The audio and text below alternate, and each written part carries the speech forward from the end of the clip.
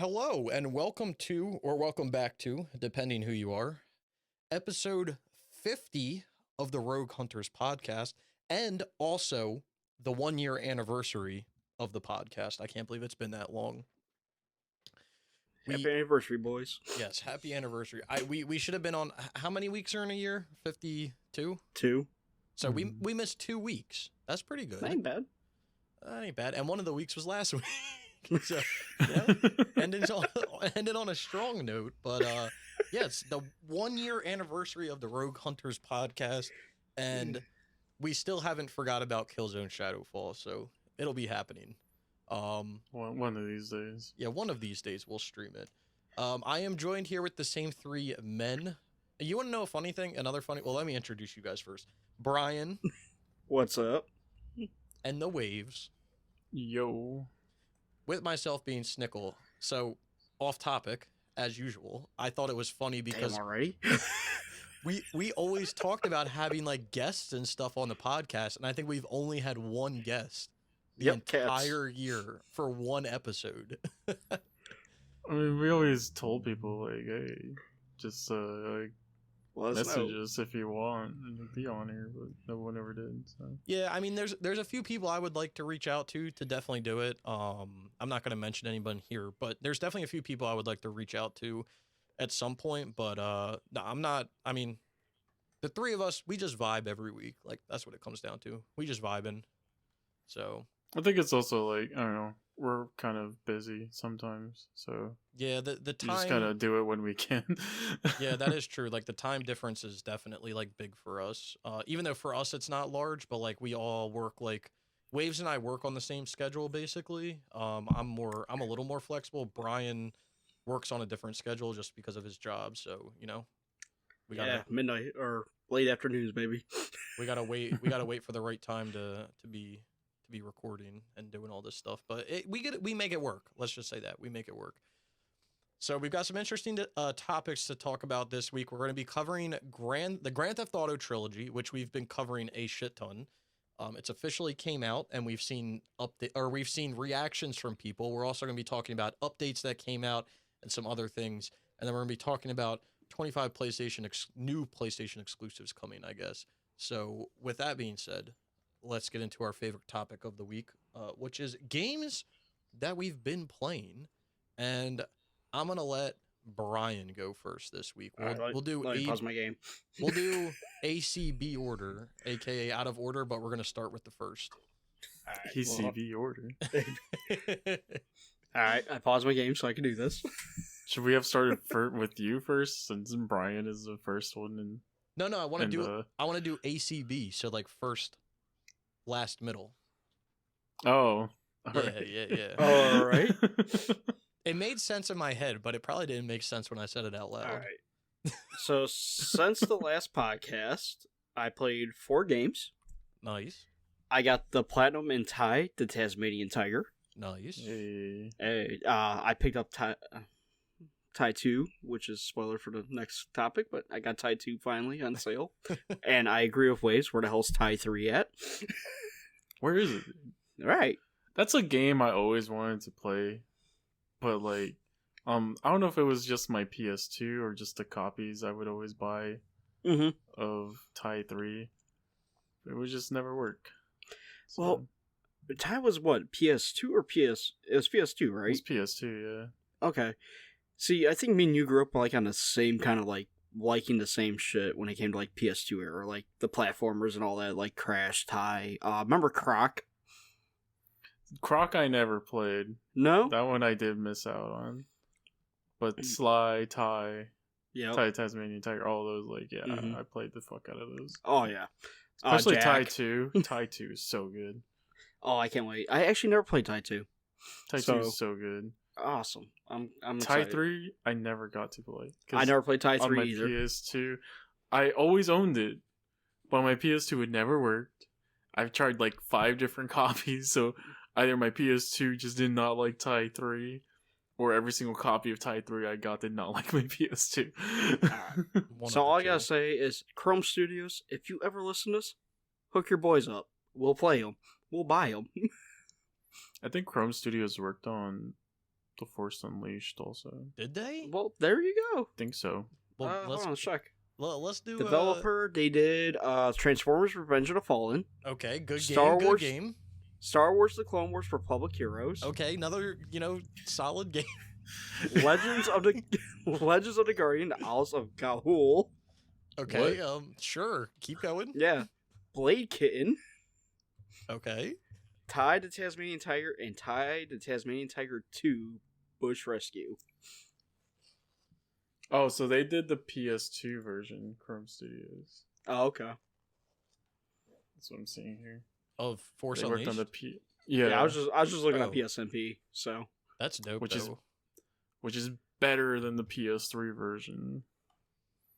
I just want a new Star Wars game. So yeah, Force Unleashed 3 would be dope. Then today. Talk about, just real quick, Force Unleashed 3, talk about that. Did you hear they canceled Battlefront 3? Did they really? Wait, did they? Yeah. I did not hear about why? that, dude. I think DICE, they presented it to EA, and EA was like, nah. Bro, that's another Battlefront 3 canceled. That's crazy. That's It's the number 3 curse. Damn. that's wild. I did not hear Let the about curse that. continue. Yeah, let it continue. I mean, it's kind of sad because I hope some other company picks up the franchise somehow. Yeah, that's what I'm kind of hoping. I'm hoping that, like, for some reason, EA doesn't have, like, exclusive rights to the Battlefront name now. They can't. For some reason. Well, that's what I'm saying. Like, I'm hoping that's not the case, because, like, there's been some cases like that with some games. Right? Well, who made the first one? I know it's not around. Wasn't it Pandemic? It was Pandemic, yeah. I know didn't EA own them? Bring them back. Yeah. Bring all the homies back under a different name, and let's get it going, because Pandemic also made like the Mercenary games, and they made Pandemic had some slappers. So bring them back and get us a new Battlefront game. Well, at least we can't have our hopes crushed if it doesn't ever come out. Right? That's true.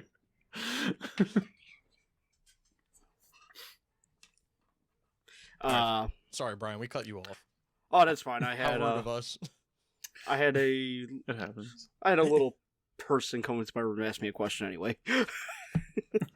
He said, "Why you talking to your I'm wall?" watching my niece and nephew right now, and I'm like, hey, I gotta go do a podcast, so if you guys need anything, just walk into the door and be quiet and tap me on the shoulder. He said, Ask them what they think about Battlefront 3 being canceled. He said, Brian, why are you talking to the wall right now? Right? They're looking. She's looking at me. She's like, "Can we have sherbet?" I'm like, "No, go away." I got a wall to talk to. Get out of here. Yeah. Get out of here, kid. She's looking at me because I'm looking at two screens right now. I'm looking at my trophy list, and I got Godfall. Tell her you're working. Say you're busy working. Get out of here. Yeah. Anyway, I tried Crysis 3 Remastered today. Yeah. 3? Not a fan? I thought you No. tried the first one. Right? No, Crysis. Oh, did I say 3? Sorry, Crysis Remastered. Not a fan? No, but I'll get through it. Yeah. I'll take my time on that one. So why? Well, I picked it up this week, and I'm like, you know what? I never play Crysis. Now I know why I never played Crysis. Yeah, it's I mean, I want to pick it up as well, but I feel like I'm gonna be the same way. Like, no, thank you.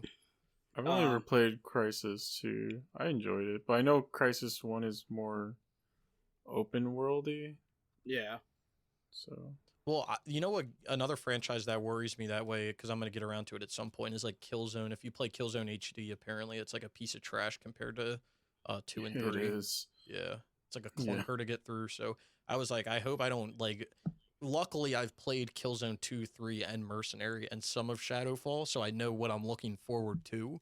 So I was like, hopefully, I can push through the shitter to get to the good stuff. Like, I played Shadowfall when I first got my PS4. That was like the one game I bought with my PS4. Yeah. So it wasn't bad. I played it with another person on another channel back in the day. Gotcha. One time. Luckily didn't earn any trophies, but I will definitely be getting back to the game at some point. I played Shadowfall and 3 and Mercenary. That's it. I'm looking forward to playing through all of them. It's been a franchise that, like, I think the story in those is great.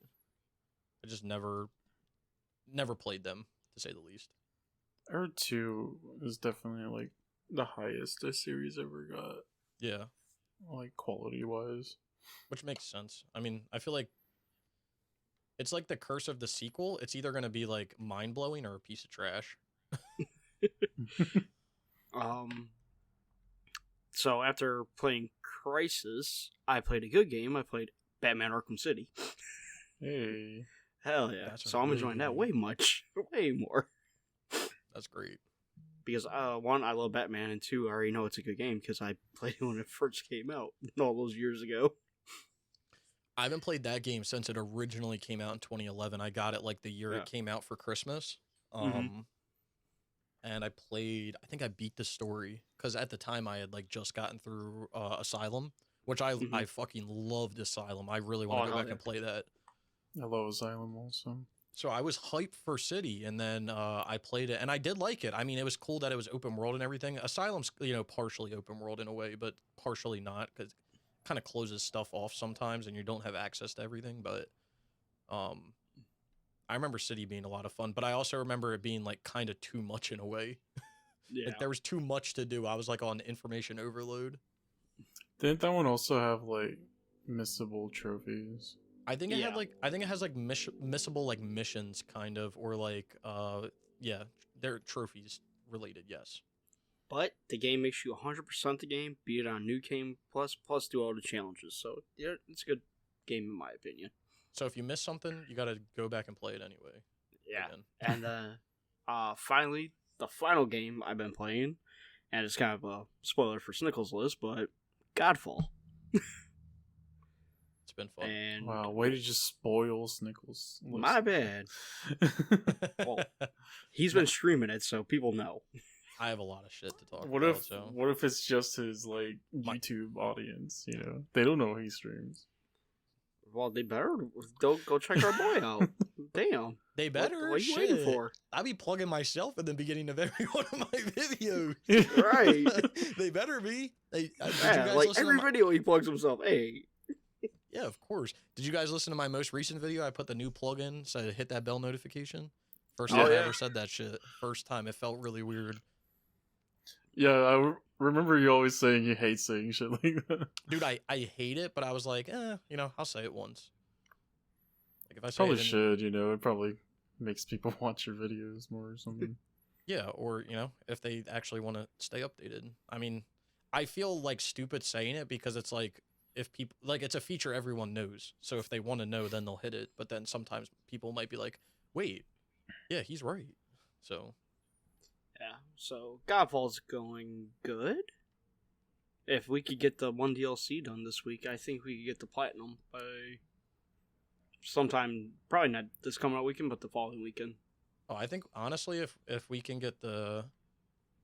Spoiler, Brian and I are both playing right now because there's a trophy in the game that is extremely grindy, and it is very mindless. You don't really have to do anything other than open these chests, and you have to do it 200 times. So and we can't do it together because it only counts for one of us. Yeah, so we're each doing it alone right now. I'm probably at like 120 at the moment. But in a week, we pretty much did the whole game.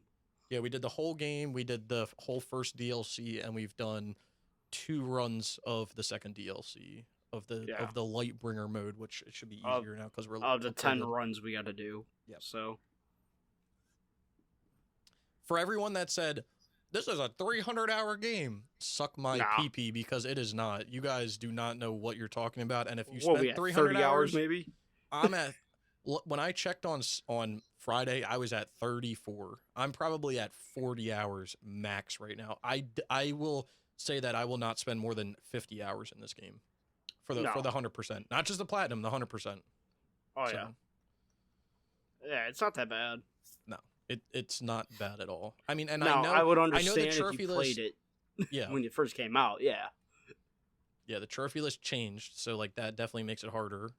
Well, it made some of the trophies easier, but then the one DLC Like, I think it would have evened out because the one DLC you have to play a shit ton for the chest. So I don't know, whatever. I don't think it's as bad as people were making it out to be. Or maybe I'm just like some, professional trophy hunting athlete. Like, who knows? I don't know. Maybe you're just such a god gamer, you don't even know. Yeah, like maybe I'm just so good at this game that like I just realized like it doesn't take that long because I am God. Well, in a week, let's see, we got our max level for base level, and then I'm already ascended level like 21. So.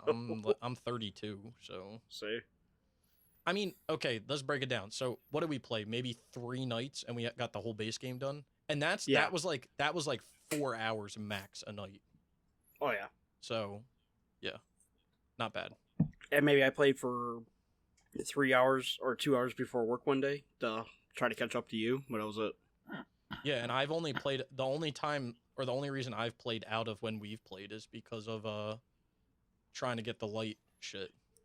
Right. So I've barely played as well.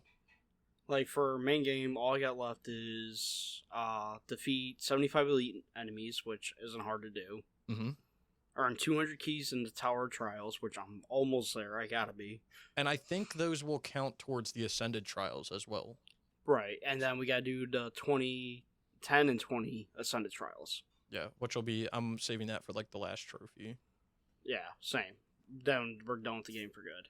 Yeah, and then we might be able to finish the Lightbringer stuff tonight, because other than maybe the chests, we'll be able to finish everything tonight for Lightbringer, which all we have to do is essentially 10 runs of Lightbringer, and we've already done 2. And then one of those 10 that we have to do, we have to have 3 curses, which I think I have 3 curses that are like really easy to do, so I'm not worried at all. Right. No, I'm trying to wonder if your curses will help unlock for me. Well, I guess we'll find out. Yeah. We shall find out and let people know. Right. But other than that, that's all I've been playing. Nice. It's a lot of progress. Hell yeah. I'm enjoying it. That's all that matters. Sounds like you did some good shit, as the kids say. Hey. Big ups. Is that what the kids say? Really? Damn. I don't know. The kids be growing up fast these days. Damn. Man. Yeah, well, I had a mouth on me when I was a kid, so I kind of expect it. Yeah, they'd be using these curse words and stuff. If I said those back in the day, I would get the clap, but... Huh? I'm kind of worried about you now. Be giving you the clap as a kid. What you mean? That's all I get for Christmas, too. Excuse me? These kids out here getting iPhones for Christmas, and all I get is the clap. Like... I thought that's all you wanted for Christmas. Podcast over. Podcast over. Let's get out of here. We ain't talking about that type of clap. I don't know. That's not the way you made it sound. I'm kind of worried about you now. I'm going to call these CFS. I mean, both claps are not good in this scenario. Well, yeah. That's why I'm saying. I don't want the one for Christmas.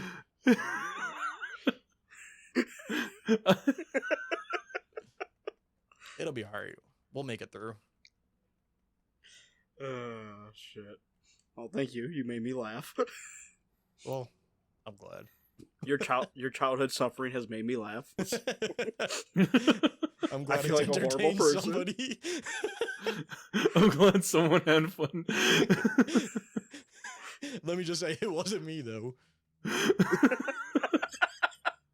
Oh no, I don't believe you. You made it sound like fun, so... No, trust me, it was not. But I'm here now. You're a survivor. All right, well, Wiz, what about you? What have you been up to? Before we get into too much clappage here. So I don't know if I talked about this in the last episode, but I'm just going to talk about it. I got the platinum in Castlevania, Requiem, Symphony of the Night, and Rondo of Blood. Nice. I don't think you... Hell yeah, I don't dude. think you did, because we recorded on the 7th. Yeah, you're right. So I didn't. So I got that platinum. Nice. And then I played a little bit of Bloodstained, Curse of the Moon. And then that's when I found out, after I beating the game the first time, that's when I found out the game required me to beat it 5 more times after that. And I was like, nah, I'm good. I'm good after number 1. And then Some games be like played. that.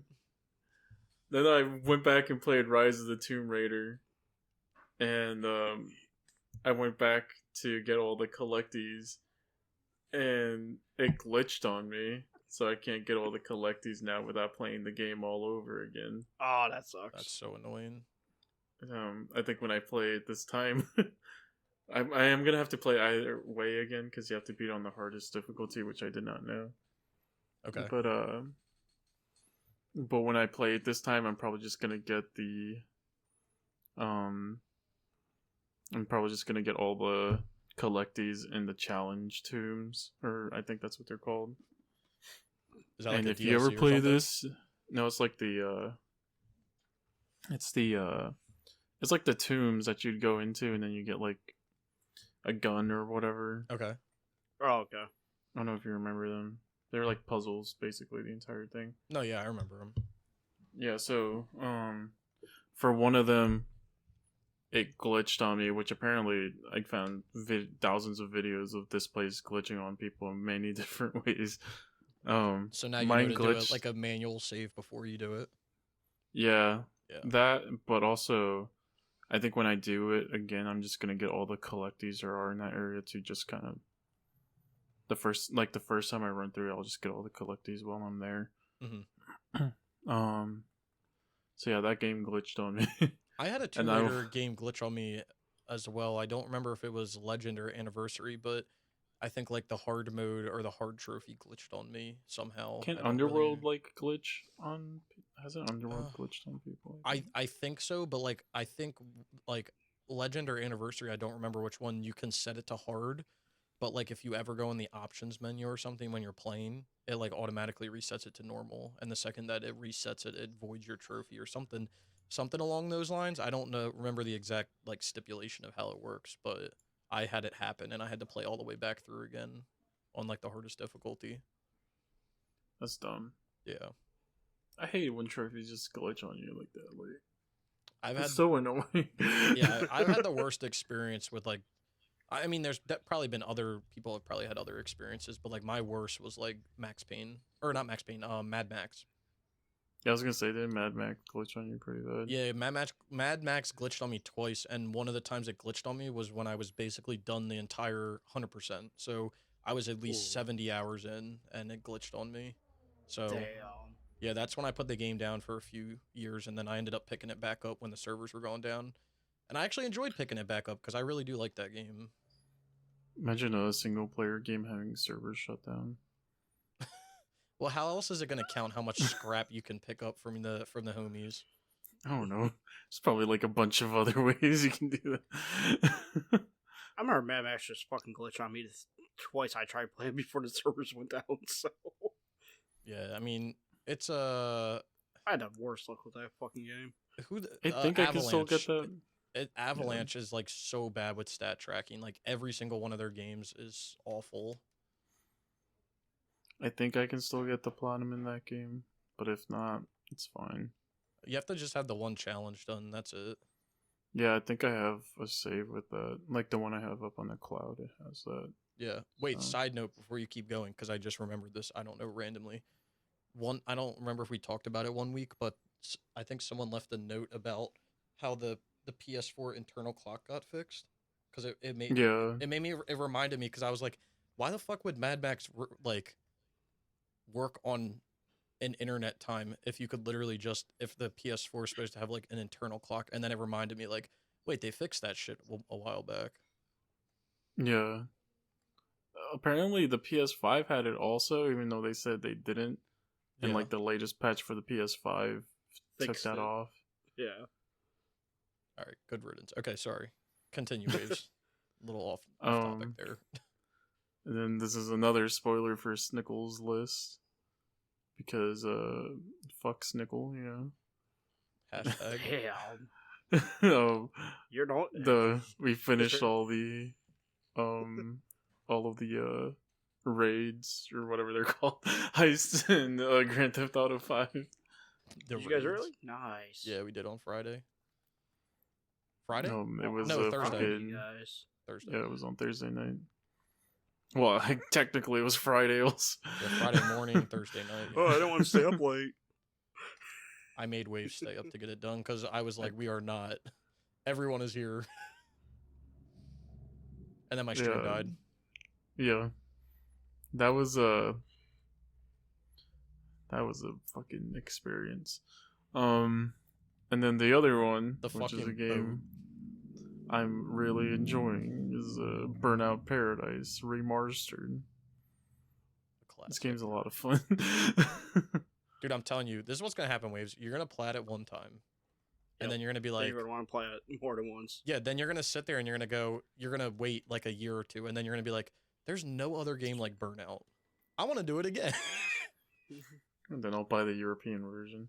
I bought that game. I want to plat that game 3 times. I own it like 3 times fully, and I want to do it that many times because it's that good of a game. Yeah, and I've done the online for every single one.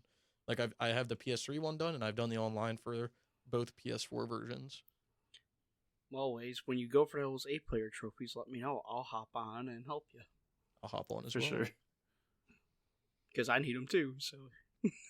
So how are you're loving Burnout? What's making you love it, Waves? It just kind of reminds me more of Midnight Club in a way, and Midnight Club was one of those few like racing games I really enjoyed playing. Like more specifically, it reminds me of Los Angeles. Yeah, a lot. So, yeah, I just like the whole like open world racing and like aesthetic or whatever. Yeah, did you play like back in the day? Did you play like Burnout 3 and Revenge and all them, or no? No, so like I stayed away from like a lot of racing games, just because like whenever it came to racing in a game, I was fucking shit at it, unless it was Crash Team Racing. Fair enough. So I stayed away from it, and but I like recently I went to my girlfriend's house and she loves Burnout, and I played Burnout 3 at her place. Hell yeah. And then I told her like I let her like just use my PS4 Pro since I have the 5 already. And I told her like, oh, I think there's a Burnout game on there. You can like play it. I've heard it's really good. I never played it though. And she was playing it one night. It went on sale for like $5, I think, or something like that. Yeah, it always does. So I was like, I'll just pick it up. And she was playing it one night. She was sounding like she was having fun. So I was like, I'll give it a try. And it's a lot of fun. Yeah, so like Burnout 3 and Revenge are like basically imagine Burnout Paradise except no like open world. So like you would be in the map, you would be in a map to select events and everything, and then after you select, basically it works the same way. I don't know if you've ever played Need for Speed Hot Pursuit, but it works the same way as Need for Speed Hot Pursuit, where you're kind of in a menu, you pick your event that you want to play, and then after you pick your event, you then pick a car, and then you load in, and it's not open world. It's all like event driven. So just imagine like Burnout Paradise, but no open world. But like the events are still the same. All the events that they have, because I think if I remember correctly, I haven't played in a while, but does Burnout Paradise have like a crash time event where like you go in? I don't think it does. I think it has a smash breaker event, but it doesn't have like the crash ones where you drive in and you try to cause as much damage as possible at like an intersection or something. Does it have that, Waves? Wait, sorry, can you say that one more time? Does it have like a I know it has like a crash breaker event or smash breaker event where like you like start a smash breaker and then you kind of work your way down the road and you cause like as much damage as possible, like money wise. Oh yeah. Is that all it has when it comes to like a challenge like that? Well, I know there's like the road rage events where you like have to just run a bunch of people off the road, but then if you press L1 and R1, it does that thing where you can like the smash breaker. Yeah, it just like flops you up into the air and then you just hit like everything. Yeah, blows your car up. Yeah, there were events. Yeah. There were events like that. Like if you enjoy those events, because the Burnout 3 and Burnout Revenge definitely had them. There was events where it was like that, except you would start in like a starting point and then you would have to drive towards like an intersection, and then you would get like you would cause as much damage as possible. Oh, really? Yeah, but if you want that experience on the PS4, you pick up Danger Zone. Danger Zone 1 and 2 are basically like the crash events from like the like Burnout 3 and Burnout Revenge. I Like might buy it. yeah, it's because it's those are specific. fun. Yeah, it's specifically just the crash one. Like there's no like it's not racing, it's just those crash events. So if you're into that. Isn't dangerous driving kind of like this game also? Didn't you say? So Dangerous Driving's made by the same guys who made Danger Zone, who are the same guys who made Burnout back in the day, but Dangerous Driving is just racing, I believe. Brian can correct me if I'm wrong, but I think it's just the racing aspect.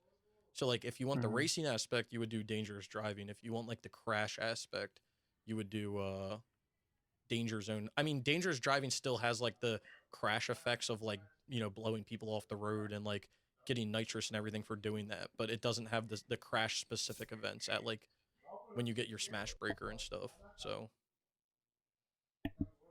All right, I might pick those up on like a sale or. I mean, they might be on sale right now, so yeah, I might pick them up like. they're usually on sale, and they usually are on sale as like a bundle as well, along with another game that's like that, which is not racing related, is Dangerous Golf. It's the same like smash breaker type thing, except you use a golf ball. Aren't they the same studio? Yeah, also? yeah. It's like the most random like game for that though, like a golf ball blowing shit up, but whatever works, you know. Mm-hmm. I'm glad you're liking it, friend. I'm glad you're loving it because I know you are. That's a fantastic game. Yeah, I haven't been able to put it down. I mean, I could probably. The thing. I know that I like this game because I could have probably finished this game in like 2 days if I really put my mind to it, but I like catch myself just driving, like just forgetting about the events and just kind of driving everywhere really fast. Yeah, and it has like So that's how I know I like it. and it's good to do that in that game because that's how you like find events because they don't Yeah. really the game doesn't give events to you really. You have to find them, and they're found at like every intersection around the map. So like you have to drive to experience them, and the soundtrack is phenomenal. Yeah.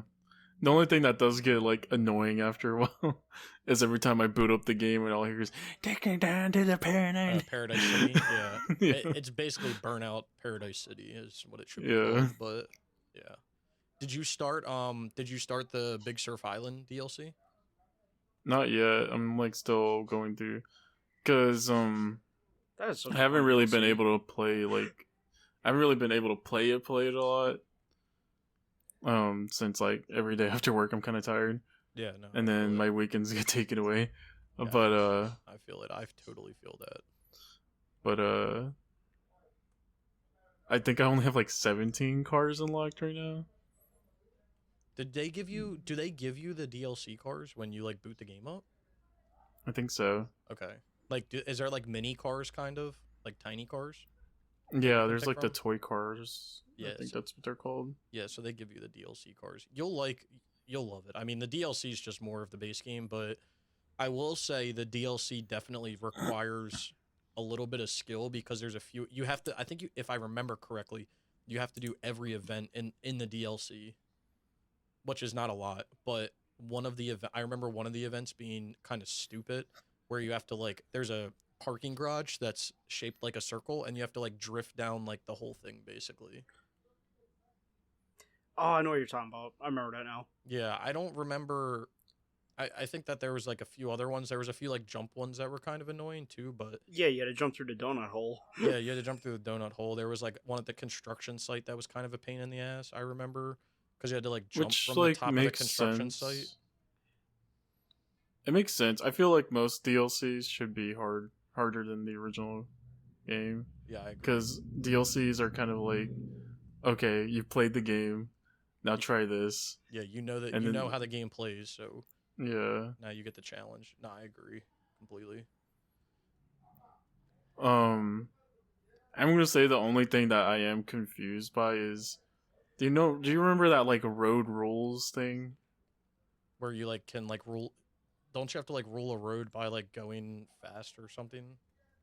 I think there's a That's few the ways you thing. can I'm do not, it. and I'm not sure like how it works, So because like there's a few ways you can do it. So I think you can rule the road if it's like if you do like the Smash Breaker event where like you have to cause as much damage as possible. I also think you can rule the road if you like drive so fast on it or something. Yeah, it's like you're beating the time of like something. I thought, or yeah, you like hit a certain speed as well. Yeah, I don't remember off the top of my head, but I could see it being confusing. Is there a trophy for it? I did get a trophy for it, but I'm like, I beat the person who ruled the road or whatever. Yeah. There are like people yelling in my house right now, so I'm sorry. Sorry, I got kids screaming in mine. You're fine. I beat one of the rule of roads thing, but I'm not sure how I did it. I was just driving and then I saw the thing pop up and I was like, oh, it's that thing that I don't know how to do. Then I beat it somehow and I got a trophy for it and I was like, oh, all right. You're like, hey, say less. Hey, that makes sense. No, I get it. I don't really remember off the top of my head how it happens. I think you can rule like from an event, but I'm not sure. All I'm saying is if you like that game, which it sounds like you're loving it, you will like Need for Speed Hot Pursuit as well. It's a good thing I bought the remastered for that. Because because that game basically is the Need for Speed name, but it plays like the old Burnouts with like crashing people and stuff. I mean, it doesn't have like the sound effects and everything, but like, and it has licensed cars. But yeah, it's basically Burnout. I wonder why they stopped making Burnouts. I don't know. I think that honestly, I think that there was a phase because that game came out in like 2007, right? Yeah. I think that there was a phase in the early 2010s, kind of at the end of the PS3's generation, beginning of PS4, where arcade racers as a whole just like disappeared. Because if you look back, there's nothing like there are racing games. You have games like Assetto Corsa, Project Cars, but they're all simulation games. You know, Gran Turismo, obviously, Forza, like.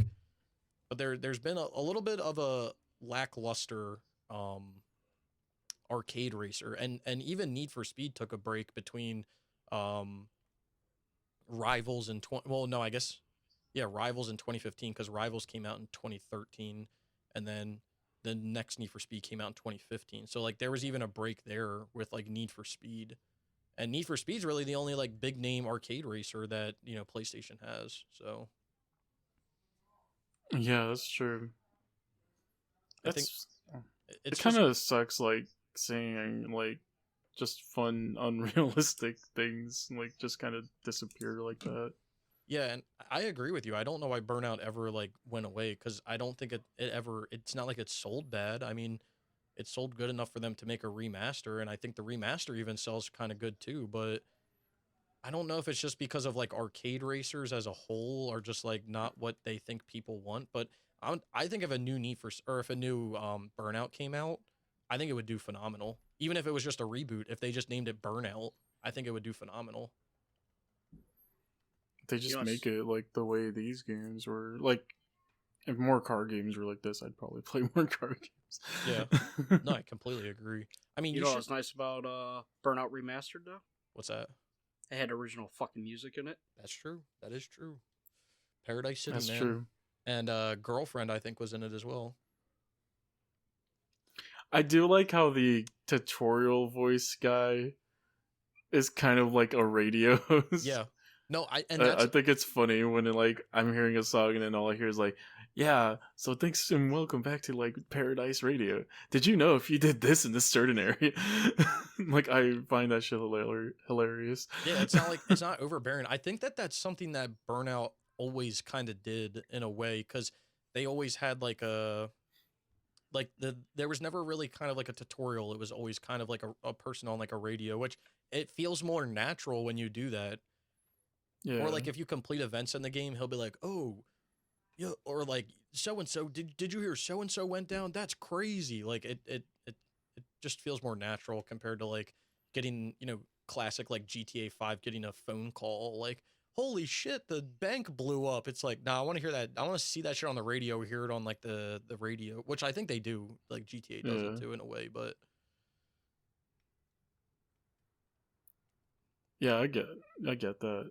Or I think for if you listen to the talk show radios, I'm sure you probably hear it much more. yeah. My only thing with like that I would change in Burnout is I wish there was a restart race button. Yes, I do remember that because if you fail or you don't get it, you have to find the event again. And isn't the mini map kind of a pain in the ass? Like you can't set waypoints or something like that. Yeah. Yeah, you can't set. Well, you can't use. You can set waypoints to events, but you can't set them to like specific areas, right? I haven't been able to set a waypoint at all. So you can't set on events. Yeah, I remember that being like kind of a pain in the ass as well. Other than that, I think the game's really great. Let me set waypoints and let me restart races. Yeah, I don't know. Because sometimes I like take the wrong turn or something. I'm like, yeah, I'm obviously not going to be able to do this. And then I still have to finish the train. Not the train. I still have to finish the race, even though like there's no reason for me to keep playing it. Yeah, you like give up, but you're like, fuck, I still have to finish. Yeah, it's like, fuck this. The sad thing is, I feel like if they made a new Burnout, people would like torch it because all the old Burnouts never used licensed cars. They always used like variations of licensed cars, which is why I think they were obviously cheaper for them to make. But I feel like if they did that nowadays, people would be like, "Oh my god, could you look at this? They're not even using licensed vehicles." Most likely. But people bitch about anything, though. That's the sad part. That is true as well. I don't think it's inevitable, I guess. Is that waves? Yep. You don't want to talk about another game that takes place in the snow? I started SnowRunner. I was waiting for that. I was waiting for it too. I'm gonna be honest, I forgot. It's the game we lost nickel to last summer.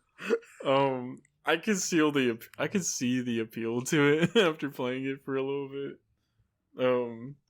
It's definitely that Death Stranding, like, turn off everything, don't talk to anyone type of deal game. Yeah, I mean that's how I was the one summer I played it. Like I didn't want to. I like Brian said, I literally disappeared to play that game, and it was fun. You didn't stream, you didn't do shit, and until you got that platinum. The funny thing is, I could have streamed because I didn't really make guides for it. I don't think I did, but like I could have streamed my whole time playing it, but I just didn't. I only streamed when I got the platinum. But I will say this, Waves, because I didn't do it with SnowRunner, I did it with MudRunner. It's definitely a game that's a lot more fun to play with somebody. Mm-hmm. Just because you can have somebody, like if you get, in SnowRunner, if you get stuck, or MudRunner, I guess, either one of them, if you get stuck, if your truck flips over or whatever, you're fucked. Like you got to reset and all this shit, and it's really annoying. But if you're playing with someone, like if you flip over or something, that person can then like be like, all right, I'll help you out, which definitely makes it more fun to play because you can kind of be more ballsy, but... I think it took me like a while just to figure out how to winch a cargo thingy to my truck. But I mean, I can see the appeal of it, but I don't know if I'm gonna be going back to that game soon. Well, and that game also has objectives too. Like MudRunner didn't really have I would say if you want to get into those type of games, start with MudRunner because it's a smaller game and it's easier to like comprehend and like grasp the physics, because that game really comes down to the physics, like the mud physics. Big meme, but it does come down to the mud physics. But MudRunner is like much more simplified, and they only like have you deliver wood basically. In SnowRunner, they make you like deliver all types of crazy shit that like you have to have different trucks for to deliver it and stuff like that. So you telling me a game called MudRunner, the mud physics are the important part of it? Hell yeah. I'm waiting for Sand Runner or Beach Runner or something. That's a Saber Interactive game, right? Yeah. Mad You already got a Lads. beach game you can play, Snickle, but you refuse to play it. What game? Beach Buggy Racing 2. I'm not playing that garbage. Unless someone buys it for me, I'm not playing that. Or it's $5 Still have to on finish. sale. Still have to finish Beach Buggy Racing 1. Well, you can't play that yet. What you mean? I did it. You got the platinum. No, but you gotta do the European version now. No, I did that one. You gotta do the American one then. You I gotta did do that the one American. too. You know that it doesn't have separate trophy lists. It's all the same thing. No, don't lie. Don't lie. Dude, the funny thing is, I remember playing Mud Runner back in the day, like when it came out, because I bought that one. I bought that day one as well, and I remember after I played it, I said to myself like, "Yo," and I should start saying this stuff out loud because I would be, maybe I'd be famous. But I was like, "Yo, you know, it'd be a great game if they had this, but in the snow, and it literally was the next game in the series." Mind read. Now you're like, what if they have this, but if it's in the sand? Exactly, in the sand. I swear to God, if like Beach Runner comes out or Sand Runner or something, I'm gonna die. Or like Desert Runner. Oh, look, I'm getting into the names. I'm already naming it. Like, that would be cool. All right, nice though. Is that everything, Waves? Yep. All right. Well, Alright, Snickle, what have you been playing then? I'm gonna have to pause my chest runs right now. Yeah, I How dare you be playing games right now Bro, and not give your full devotion to this podcast? Bro, I got like 20. I got like took a 20 phone chests. call. I got like 20 chests, man. We vibing out here. All right, so where am I going back to? The 7th? Yeah. All right. So actually, kind of a good time. I got the 100% Twisted Metal Black. After, which was a phenomenal game. Loved it. Still have to go back and play that Minion campaign though. I haven't done that yet. And then I did the Assassin's Creed Valhalla, which I didn't think I was going to be talking about this game as soon as I was, but they came out with an update for this thing called Tombs of the Fallen. I did that. They kind of give a throwback to like the tombs back in like AC and AC2 and Brotherhood and them. Revelations. Mm-hmm. So that was cool. Like parkour-y in a way, but also like puzzle solving in a way, even though the puzzles aren't like too hard to solve. They're still something. So Those I did were a that. lot of fun doing it like on AC2 and Brotherhood. Yeah, and they definitely are a lot of fun. They make you think about everything, but they're not like, brain blasters, You can just, turn your brain off for a second, figure it out, turn your brain off. So that gets AC Valhalla back to 100% for me, which is great. For now. For now. Exactly. There's definitely going to be more DLC, but for now, yeah, back to 100%. I already know there's going to be more DLC. They already, like, semi-confirmed another, like, big update, but I've heard there could be up to 3 more big updates, so I don't know. But, yeah, it's done for now. So you're waiting for Assassin's Creed Infinity, but you're already in it. Yeah. This is Assassin's Creed Valhalla's actually Infinity. it. The Infinity is this game because it goes on for fucking ever. Then up next, then I got another platinum. This is crazy, man. I did a lot. I did Beyond Enemy Lines 2. Which, that game. yeah, has the series done for me, but holy shit, that is a bad game. I think, honestly, the second one is worse than the first one, but that's just me, personally. Think you don't like the voice acting in the second one? No. I mean, I don't like the voice acting in either one of them. It was a meme in the first one because the lady didn't even have a name. I didn't even know what her name was, so I called her Dollar Store Diana because she sounded like Diana from Hitman. And then I think her name ended up being Lisa or something because they actually gave her a name in the second one. So now it's Lisa Ann. And Lisa Ann? Yeah, no, that's what I call her. Oh. Like the star. Yeah, she helped me get through college and high school. Yeah. I went to her for advice throughout high school and college, but in ways, but no. And then your character has a name, but I don't even remember what his name is, and then he talks, and then It's probably like John Spencer or something. Yeah, John Smith, like something fucking like basic as hell. But yeah, the game. The only thing about the second one that pissed me off was like I played through the whole game, and I don't know if you were here for it, Waves. Did you see me get the platinum? I was there, yeah. Did you see the last mission? That was the train one, right? Were you on that train? No, so like the last mission was like I spawned in like a village or whatever, like you do in all of them. I had to go to like a thing, and then I had to defend it. Like I literally had to do a defend mission in Call of Duty, and I was like, bro, this game is like a stealth game, and they're like, okay, defend the objective.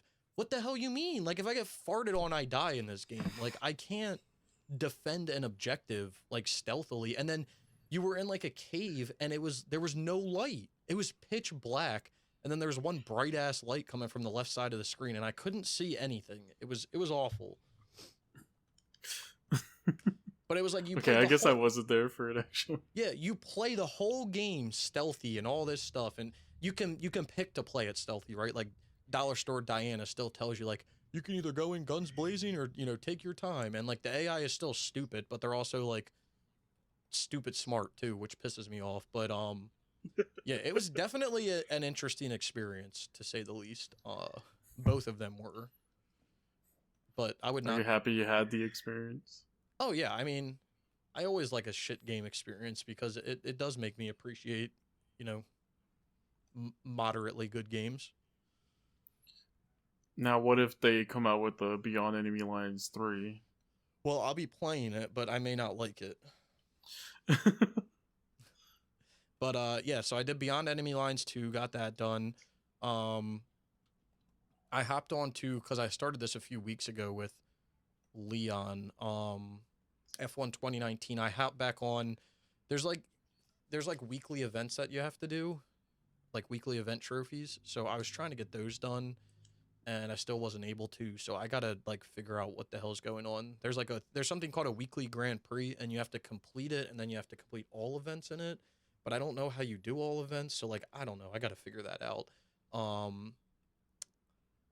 But yeah, I was doing that, and then I've been playing Godfall, as Brian said. Basically done the whole base game, first DLC, and then hopefully we'll be done the second DLC tonight.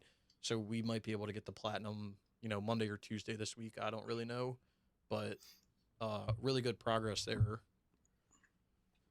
First PS5 platinum as well, so that'll be interesting. Oh yeah, that is your first PS5 platinum. I almost forgot about that. Yeah, it's crazy. I can't believe it. You guys got me feeling like I'm slacking over here. What you mean? Why? Because we're playing games? Because, yeah. Oh, okay. I just be playing games, just like this one. I got the platinum in Skater XL out of nowhere. Yeah, that was... I remember, like, waking up from a nap and then just seeing that, like, tweet from you, and I was like, what? What? Yeah. Yeah. Well, okay, so Skater XL was a game that I bought when it came out because I was craving to play a skate game. And it's a good game. Like, it's a great game. I don't think it's worth more than $20, maybe $10. But I played it back when it came out last year. But there's a trophy that's kind of stupid. You have to travel 40 kilometers. But I think they fucked up the tracking, and it's not 40 kilometers. I think it's like 40,000. Like, someone fucked something up somewhere. Or 400. I don't know. But there was a glitch that came out like not too long ago, like a few weeks ago, and it basically lets you like glitch through the map and then fall endlessly until you get it. So basically like Mafia 2 level bullshit. So Nice. I just randomly hopped on it one night, did the glitch, got the distance trophy, and then got my other one because I only had 2 trophies left for the platinum, which was the distance and the bailing trophy. So I was just like, screw it, I'm gonna hop on and get it done. So I did. So it was definitely random, don't get me wrong, but it's another game that's been on my list for like ever, and it's finally done. I will admit, Snickle, you got a lot of shit on this move. Yeah, I don't know. I mean, it's because I stopped playing all those shitter like multiplayer stuff like Need for Speed and Max Payne 3. Like, you're and putting everything. me to shame. Hey, man, I got the BDE, I guess. I don't know. I'm just vibing. That Hey. big duck energy. Mm-hmm. Big Doc. Dock. Yeah. Yeah. Like a doctor or dock? Like Like you put I'm your boat out? docking a boat here. Yeah, like docking a boat here. Don't dock the boat. Why you gotta dock? Just run to Maybe- the sand. I'm just vibing, Just beach it like James would, Dude, okay. Well, let me talk about the next Shout out game. to the homie Leon and James. I'm gonna get into it. So next game, Grand Theft Auto 5. Waves already covered it on the PS3. We finished up all the heists on Thursday. So we're done all the heist. We need to do one more heist for Waves to get him his 25% trophy. And then Waves and I are going to farm out the 25 platinum medals. And then from there, all we have to do is the spending trophy. And then I think Waves needs like level 100. And then we're done. Which sounds like a lot, but it's really not. I think it'll take maybe 1 or 2 nights. But yeah, shout out to Leon and James. But holy shit, we were doing the Pacific Standard job. And part of that job is the finale at the end when you have to ride the bikes and then jump off the bikes and, you know, do all that shit. We spent what, 2 hours on that, Waves, maybe? Too many fucking hours. Easily. It was easily 2 hours, and there was issues with obviously driving the bikes to the drop-off point. People kept getting hit by the cops, dying, bullshit like that. So then bless James' heart. That's all I'm gonna say. Bless his heart. We got to the drop off, I think, 2 or 3 times with the bikes. Snickle was disconnecting a lot. I was disconnecting. There was all types of shit going on. So I'll take some of the blame. Your internet kept dying? Yeah. So we got to the drop off. We got to the jump like 3 times, I think, with the bikes. So the first time we got to the... Wait, before you continue, the weird thing about your internet that night is it was dying and it wasn't dying. Yeah. You would still be connected to the Discord, no issue. But like your your PS3 just disconnected. Yeah, and my stream was disconnected. And your stream was disconnected. Yeah, which was on the same PC that I was, you know, in the Discord call with, which I didn't understand. Yeah, that was weird. Like, I was like half losing my internet, but half not. I don't really understand what was going on. That was so weird. But bless James' heart. That's all I'm going to say, because we got to the drop-off point 3 times. One of the times we got to the drop-off point was the very first time. Everyone knew what to do. Went off the ramp, jumped off the bike, grabbed the parachute, and moved on. James didn't know that he had to jump off the bike and smashed into the ground and exploded. So then he got mad because, well, not mad, but he was like, no one told me that I needed to jump off the bike. And Leon was like, did you not hear Lester talking to you? He tells you what to do. And it was like, whatever. So then we get there a second time and James jumps off the bike, but then isn't able to pull the parachute fast enough. So he dies again. So we're like, no, we're not like angry, but it's just like funny. And then James is just like going off. So then the third time, James crashed his bike going up to the mountain. Leon went and picked him up. So James was just chilling on the back of the bike. They go to jump off the ramp. And I guess, I don't know exactly what happened, but I'm going to assume there wasn't enough time for James to jump off the bike and pull his parachute again because he was sitting on the back. And he died again right at the end. So after that happened, we started to just like, we basically stole a cop car and then just drove there in a cop car, which is kind of like a cheese way of doing it, but it worked. No, you gotta talk about the time we all actually parachuted, but we were having issues getting into the boat. Oh, yeah. So then, yes, that's true. So then we all did parachute. We got it down. We got into the boat. And then I think, if I remember correctly, it was either you... Was it James again? Did James die and he didn't say anything? And then... I think so. It was Leon that was... You were driving. Yeah. I think Leon died, so then he respawned and he had to go into the boat. But because his like animation of getting into the boat wasn't done yet, the thing kept saying that he wasn't on the boat, so I would have to keep going back into like the game area. And then James didn't tell us that he was close to dying. Yeah. And then he died. Yeah, that's what happened. Because Leon Leon pressed triangle to do the animation and get in the boat, but I guess it doesn't count till you like sit down. So the game was like, you're out of the playable area, go back. And we're like, what the hell? And then James is just chilling there. And then the next thing you know, it's like, James has died or whatever the fuck they say. Yeah. And my man is just slumped over in the seat. And we're like, no, like we literally had to go like 5 feet. Like we had to go 5 feet and we were done. And then of course, James is like, wait, did we just have to get to that waypoint to finish the mission? And we're all like, yes, like we had to go 5 feet. So then after that happened, we were like, fuck it, we're taking a car. And we took a car. We started to like steal a cop car and drive down, which is like a cheesy way of doing it, but it works. So we drove down, and the first time we got there, we all got out of the cop car. The second I got out of the cop car, I was driving. The second I got out of the driver's seat, another cop flies by and bashes me in the head, like ramps and hits me in the head and lands in the river. And then like 2 cop cars come from the right, and like we're not worrying about them because we're like, get to the boat. Like we're basically doing like a Burnout Paradise, get to the stadium, except the boat. We're like, yo, get to the boat, just get in the boat.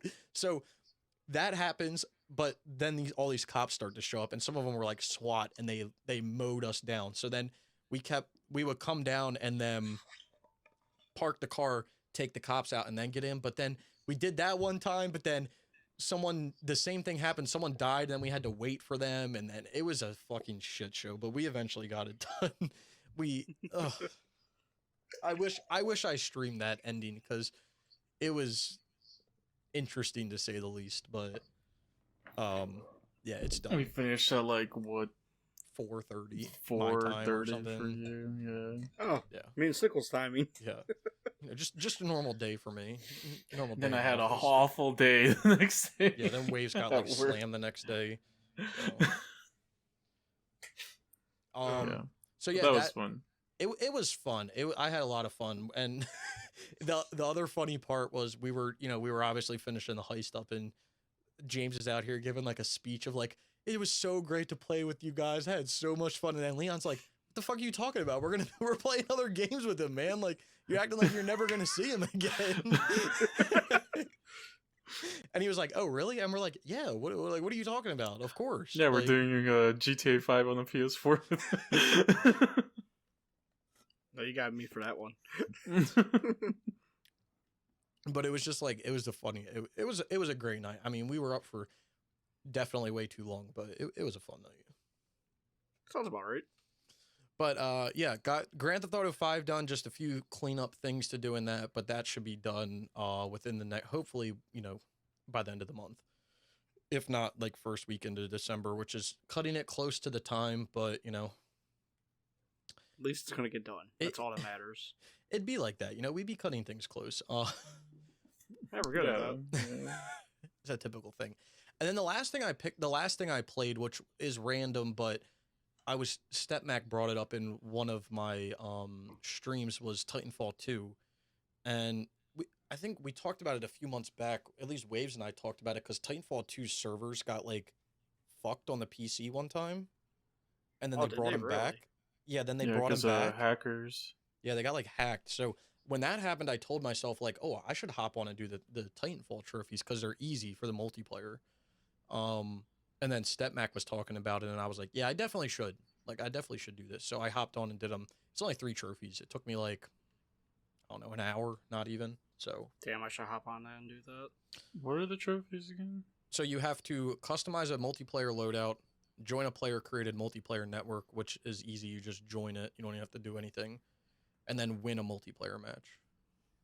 Oh, that ain't shit. That So- win one might take. The No, I'm win kidding. the win one took me like 3 tries, I think. I was playing with like a lot of brain dead people, but I eventually got into a match. Usual. Yeah, but then I eventually got into a match where we were playing against the brain dead people, so it was an easy win. But Where it was just you as a brain dead person. no, I had a brain. I will admit, the first like game or two, I didn't know what the fuck I was doing because I've never played it.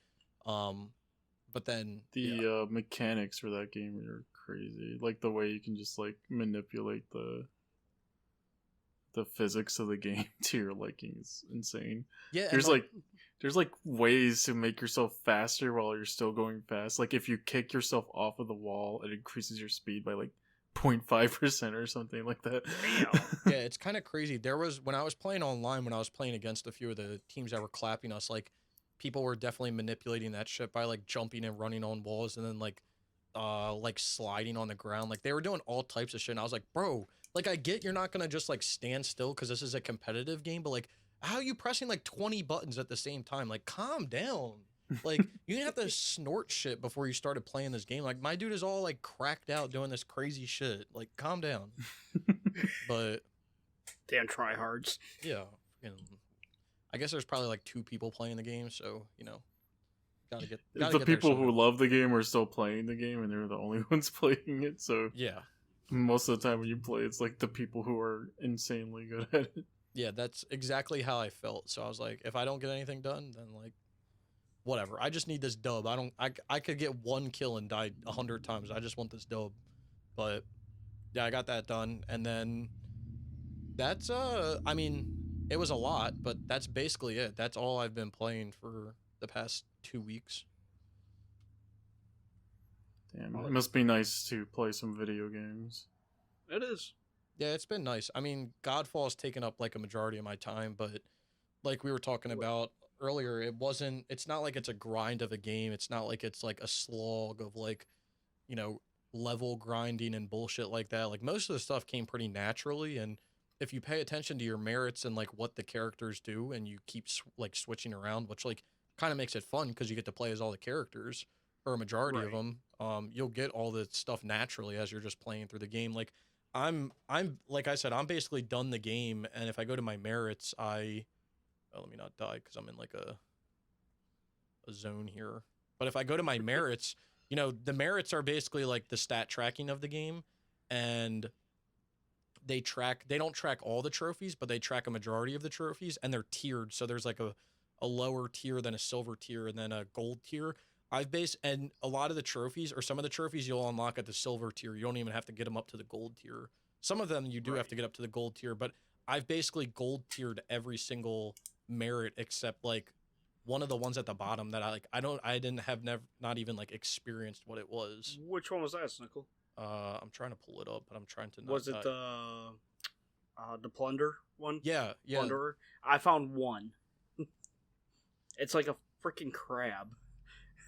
Oh, is it like on the map? Here, let me pull it up because I was trying to not die. So the only ones that I haven't golded so far are to defeat 400 Abyssians, which you only have to defeat 200 of all the enemies. So I've defeated more than 400 of all of them.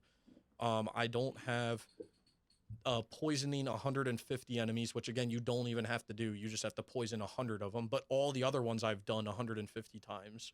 So I've done it over the trophy amount. And then the ones at the bottom that I haven't done to bronze are Scavenger, which is to gather from 25 hidden stashes, which you don't have to do. Historian, which is to pick up lore fragments, which I've got that to bronze. And then Plunderer, which I've not even done once because, it's random. Whatever. Yeah. But like, you don't even have to do those. So it doesn't matter. But everything else in the merit list, I have like maxed out basically. So everything would just come naturally through doing all of your trials and doing the Lightbringer and everything. So yeah, the Plunderer one was like a crab kind of guy thing. It was like random. I came across it. Mm-hmm. That was it. Yeah, but I mean, I'm enjoying the game. I've been talking about going into my PS3 backlog after I finish up Godfall because I don't want to just hop into games as a service you know what I mean? But there's a few other games that I've been wanting to play. Like, I talked about it a few weeks ago, but doing like Dirt Rally 2.0 is a game that I want to play. And there's just a few other ones that have like randomly come up. So Wreckfest on the PS5. Maybe, I don't know. That would be a good one. But there's been a few that I definitely want to do, but I also want to get into my PS3 backlog because that's been sitting there for a while. Oh, I should note, I did play another game, but I didn't earn trophies on it because they haven't been loaded onto PlayStation. Oh, they just got loaded right now. It? Yeah, they just got loaded right now, so I guess I can play it after. But I got a damn 60 trophies. I got a review code for Tilting Towers on the. Let me turn my PS4 on. Hold on. But yeah, I'll turn it on after. But I got a review code for Tilting Towers, and I played it last. I don't know. I guess I'll see when I get the trophies. But I played it for a little bit last whatever, and Yeah, it seems to have a shit ton of trophies, and you basically just have to beat the game. It looks like. Yep. I need you to make a guide for that. Nah, it easy. Maybe I don't know, but I don't know. I just looked at the trophy list. So, but yeah, that actually just dropped, which is funny. I was like, that's gonna happen. I'm gonna talk about this shit, and I'm gonna say the trophies didn't load, and then it's gonna fucking load up on PSNP. But yeah, I was playing Tilting Tiles is what it's called. It comes out. It'll be out by the time this podcast comes out. It comes out on the 23rd. So go pick it up. Support the homie Eli. hell yeah. But We support that boy here. Yeah. But I played that for maybe like 20 minutes or so. I didn't want to play it for too long because I didn't know what I had to do for the trophy list, which I probably should have just messaged Eli and asked him. But from what I played of it so far, it's a fun game. It's definitely not going to be like an easy peasy platinum like Maze and all that, but I'm kind of happy about that though. yeah. So that is what I've been playing. So I don't think Eli like makes his games to be easy trophies. You know, he just kind of makes games and they end up being easy trophies. Yeah, I think he just makes games that he wants to make, which is good. Yeah. No, yeah, I agree. I completely agree. All right, so let's get into which I'm trying to pull it up right now because this is going to be an interesting topic because we didn't talk about it last week, but games that we've picked up, and while we do that, I'm going to go turn my PS4 on and wait, maybe if I can, I don't know. Probably have to resync my trophies on the PS4 because my PS4 kept doing that thing where like when you sync it, it wouldn't fully sync. It would go to like 66% and then it would stop. So I never had that issue with my PS4. well, it's because the trophies weren't on the like whatever. So I think I would earn the trophy. Like the trophy would pop up on the screen with the trophy image and all of that. But then when I went to sync my profile, the list wouldn't appear. So, but I'm going to go turn my PS. If you guys want to talk about the next topic, which is games we've picked up, I will be right back in like 30 seconds. You can start, Brian. All right, let me pause my game. I actually picked up quite a bit over the past week. Purchased. Let me go through my whole list. I picked up, I'll start from the bottom because I kind of want Snickle to be back for I'm here. my top game. Oh, okay. I'll start from the start. He's just not going to be like paying attention that much. I picked up Batman Arkham Return to Arkham series. Hey. Beyond Enemy Lines 1 and 2. It was on sale. A classic. The Crisis Trilogy. What else do we got?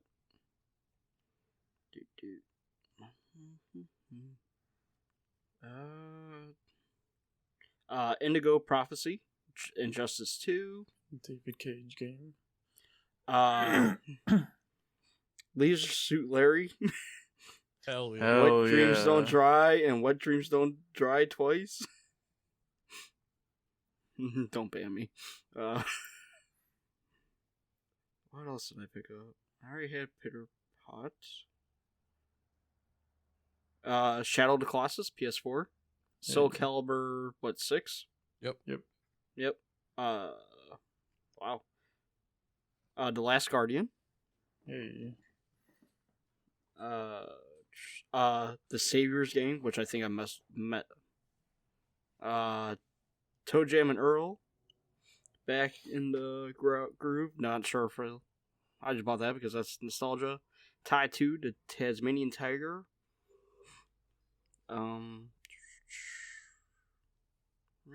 And that looks like it's it. Nice. That's some good Update. shit you got there. Update. Tilting Tiles is now on my profile. Yay! Everybody go look at Snickle's profile while you can. And my man Eli got the first and fastest platinum. Big E. Well, of beats. course, he made the fucking game. He better. I'm about to have friend request him. You should. He probably accepted too. I was talking to him the other day when he sent me his code, just asking him like what he's been up to and everything. I mean, Eli is I haven't like talked to him, but he seems like a chill, cool guy. Well, it sounds like you picked up a lot, Brian. I did the same, but I also picked up a good amount. So who goes first, Waves or Snickle? That's the question. Waves can go. You're such a good friend. So the last time was the 7th, right? Yeah. Yeah. So I picked up the A Hat in Time DLC, Call of Duty Ghosts, with all the DLC. Nice. Burnout Paradise Remastered. Nice. The King of Fighters 1997 Global Match. Nice. Okay. Batman Arkham Knight Season Pass. Nice. Star Wars Episode 1 Racer. Nice. Kingdom 2 Crowns, which is a game. Wait, Episode 1 Racer, is that the one with the platinum? Yeah. Okay. And then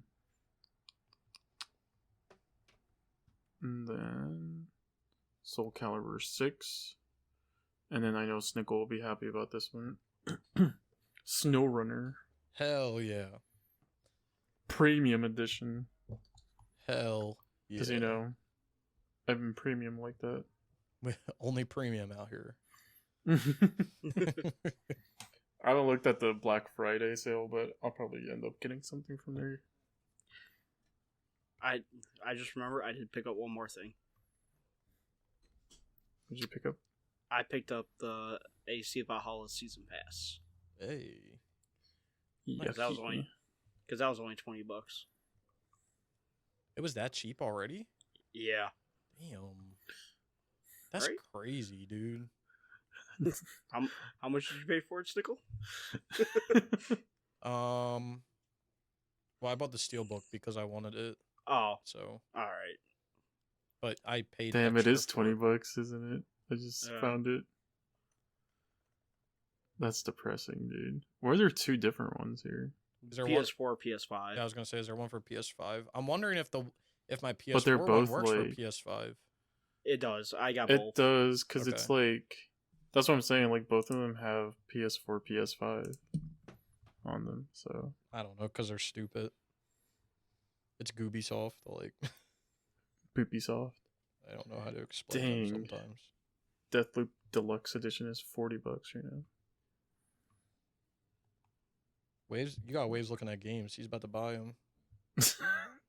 We gotta take Waves' credit card. Yeah, I gotta take that shit away, man. Listen, y'all, if anyone needs to get their shit taken away, it's y'all. Huh? Buying beyond enemy lines, like it was on sale. Like, fuck off. Hey, at least I bought Tie 2. I bought Tie 2 on the PC before it came out on PS4. Yeah, well, aren't you special? Listen, Waves. Some people have to buy Beyond Enemy Lines to share with the community. Just like some people have to buy Life of Black Tiger. Shut the fuck up. See, I'm not going that far. Like, what did you get, Snickle? What did I get? Well, I think I talked about all the games I bought physically, but I picked up some games on the sale, which I rarely do.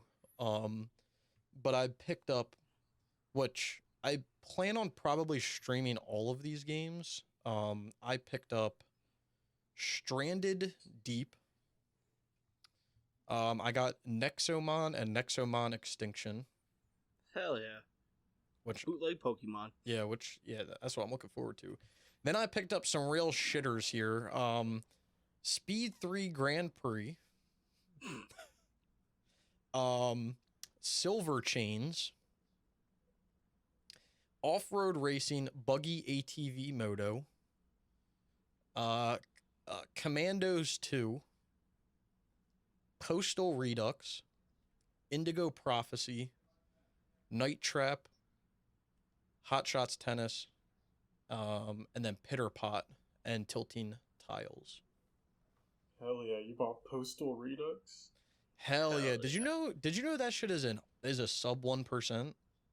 Really? Yeah, it's apparently really hard. Yeah. Yeah, and it's even going down too. Only 5 people have platinumed it. Did you know? I don't think you're allowed to stream that game on Twitch. Wait, really? I think so. I think it's one of the games you're not allowed to. Because at the end,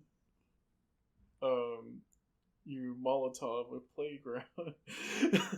I mean, Damn, I want to play more now. maybe I won't stream it because I can't, but yeah, I looked at it. That shit is definitely a hard platinum. Mainly because you have to get a perfect on all rampage levels, which I don't know really how hard that is to do. I'm very surprised this game like even got a remake. I'm surprised it's on here. Yeah, Because it was remade on PC, like, I want to say 4 years ago now? yeah, and it just got released on PS4 earlier this Yeah. year. Yeah, So- I know. Me and Waze picked up as soon as we found out. Yeah, I was like, yo! But yeah, that's So now I own it twice. hell yeah. But no, that's all I So- picked up. I mean, there was a few other games that I wanted to pick up, but I was already. Oh, I also got like some DLCs, which I guess don't really show up. But I picked up like the Neo 2 season pass, and I thought I picked another one up, but maybe I didn't. Oh, they sold Neo 1 and 2 separately on PS5. Do they? The season passes? I'm talking about like the PS5 version. Oh. Trying to figure out if there was anything else, but no, I don't. I think that's it. Well, we are horrible with money. Yeah, that's all I picked up. It's alright. I'm not paying rent yet. Yeah, me either. Fuck that. I got rent. I'm gonna go I'll towards take my, to play this Black Desert game. Saw Booba in it. Black Tiger? Black Desert. Huh? Black Tiger? I saw Thigh and Booba in it. I'm about to buy it. You know what I mean? What is Black Desert? I don't know, some like Korean MMO. Oh, Why's it gotta be don't, no, Korean? no, don't buy this, Waves. I saw this shit back when it came out. Don't buy that. But do you see the Booba? Don't be doing all that. Look, you can get better. Just play Dead or Alive. Any of them. But the newest one doesn't even have physics anymore in the Booba. Just, imagine. Use your imagination. I think the Train Sim DLC is still on sale, so get that while you can. Motherfucker, there's a thing happening. Damn it. What's happening? Well, I'm gonna get into it in the next section, but Oh, shit. fuck. Time for Alright. Snickle's favorite time. Jesus. Oh, maybe one of our favorite times, too, depending on what it is. Well, I'm trying to figure out if it even does anything. Hold on. Alright. Well, we could hop into that topic. Yeah, well, if you're done that's talking. that's great. I mean, it's tied to taking pictures, and the second I load it up, there's ass in my face. So that's Oh wonderful. my god. That's no. wonderful. Okay, so getting into the topic here, which Wave sees it. I know he's like, huh? No. So we have on December 7th, Madden 17 going down on the PS3, PS4, already unobtainable. So whatever. Also on December 7th, NFL Blitz going down on the PS3. December 8th, Hardware Rivals going down, which apparently it's already down. So yeah. New edition, which I thought that this was already down. This game's been confusing the fuck out of me. It's up and down all the time. But December 10th, Skate 2 on the PS3 is going down. Which I guess the multiplayer isn't down, but like the create a level shit has been down for a level, so I don't know. December 16th, Grand Theft Auto 5 on the PS3 is going down. Now, funny thing, I don't know if it's going down on the PS3 because when you load the game up, it says Grand Theft Auto 5 on the Xbox 360. So I don't know what's going on, but like I don't know if that's going down or not, but let's say it is. We'll keep it there. December 31st, NBA 2K20 on the PS4 is going down. Now, here is the big one. The big addition, which this is kind of hurting me to look at. On January 31st, Dragon's Dogma on the PS3 and PS4 is going down, and it's only the screenshot website being taken offline. I don't know Does how. that affect any trophies? I don't know. That's what I was just about to look at. Hold on. Because that's a game that I've always wanted to play, but, like, I guess now I'm gonna have to, right? Like... Oh, so here's the thing. Dragon's Dogma Dark Arisen online pawn community service ending on January 31st, 2022 won't affect the platinum. Okay, good. So It's purely for the screenshot service. I'm trying to figure out if there's any trophies for screenshots.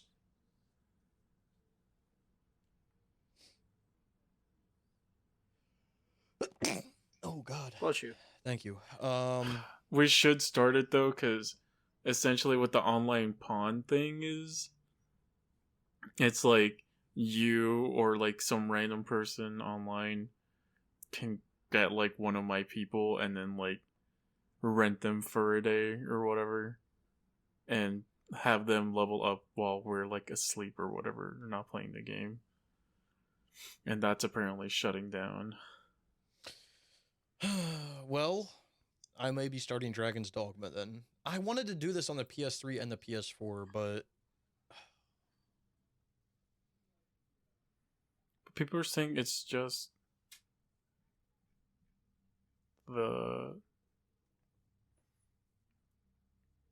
it's just the pawn community service.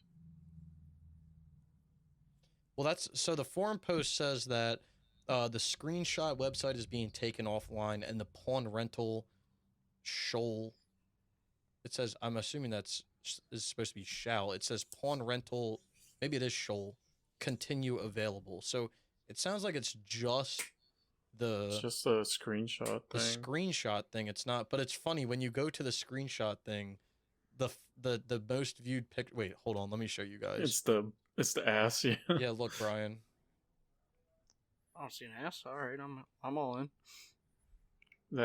This is the first thing that pops up when you. That PS3 jagged ass. But look at this one, like she busting that shit wide open down here. Oh, hold on, it's loading. Oh shit, that thing's being busted wide open. Huh. I don't know. Maybe I might start it, honestly. I mean, it looked like it should be fine. Yeah. It's always been a game, though, that I've kind of wanted to do, so... Yeah. That's a game I've always wanted to do, also. But... Made by Itsuno himself. Based Don't May Cry. But it's weird. Like, when I go to the forum post, it says that the pawn system will be ending. It won't affect the platinum, but the online pawns do make the game easier. But then someone says that it's only community. the server closure is purely for a screenshot sharing website, not in-game pawn rental tab, so nothing will change in-game. So, 3 p.m. Monday, Dragon's Dogma pawn community will be discontinued, and the site will be closed. All the Dragon's Dogma pawn community content will no longer be available. Although the functions of the Dragon's Dogma pawn community will be discontinued, this termination will not make any impacts to the in-game functions such as pawn rental. If you want to save screenshots, please do so before the termination of the website, as this will be deleted after the termination of the service. So they're basically yeeting the website, which isn't tied to any trophies at all. Yeah. So you don't really have to worry about it, but you should worry about it. Not really. I mean, I don't know if there's anything... You have to reach level 200, but I don't know how difficult that is. But it doesn't matter, because if it's only for the screenshots, it doesn't matter. But I may give it a whirl. I don't know. We'll see. There's a Project Cars 3? Yeah, you didn't know that? No. Wait, why did you think of that? Look up Project Cars 3, right? Why were you randomly looking at the sale? Oh. I think There's it has... a game here in the sale that isn't even on sale. What? What game is it? Tennis World 2. World Tour 2. What? It's in the sale, but it's like not discounted at all. That's good. Project Cars 2 has or Project Cars 3 has like stupid DLC that's apparently kind of hard. It's probably broken also, like too. Time trials. No, it's not broken. I should do the Project Cars games. That would be fun. But anyway, back to the servers. Getting off topic here. So yeah, Dragon's Dogma Dark Arisen. I saw that. I guess it's not too bad of a shutdown unless you're trying to get some pictures of some cheeks. Then go pick it up. On February 22nd, Destiny 2 on the PS4, PS5. The Forsaken DLC is being quote unquote vaulted. You want to know a funny thing about this is I heard a lot of people bitching and basically saying like, I spent money on this DLC, so give me my money back if you're taking my content away. Which, like, I kind of agree with. I wholeheartedly agree with that. Like, imagine buying a game and then the game is like, then you put the disc in and they're like, nah. They're like, you got to buy it physically too. It's like, huh? What? Bro, what? No. Have they vaulted it from being bought? That's what I'm curious about. Yeah, I don't know. Like, you should get your money back if you spent money on About that. to find out. Whatever. Also on February 22nd, One Punch Man, A Hero Nobody Knows is going down on the PS4. No online trophies, but the online function helps offline trophies in some way. It's unclear if they do. So you can still buy the DLC, and it's on sale. Of course it is, because they're trying to milk it as much as they can. This is so dumb, dude. Then we have March 1st, 2022, WWE 2K19 on the PS4 is going down, but it's apparently already down, so I don't really know, whatever. May 31st, Metal Gear Solid 5 Ground Zeroes on the PS3 and PS4 is going down. There's no online trophies, but it's unclear if the online functions help some of the trophies. And then also on May 31st, Metal Gear Solid 5 Phantom Pain on the PS3 is going down. And then I guess these are kind of the big ones that came out of something that happened a few weeks ago. So there's I guess this next one is the biggest update that was made. But on August 24th of 2022, which gives anybody plenty of time to do it, so I don't want to hear people crying that there was no time. On the PlayStation 4, Jump Force is going down, and I believe it's also being delisted as well. It's on sale too right now. So go pick it up if you want to, if you like your cartoons. And then all of these games are September 30th of 2022.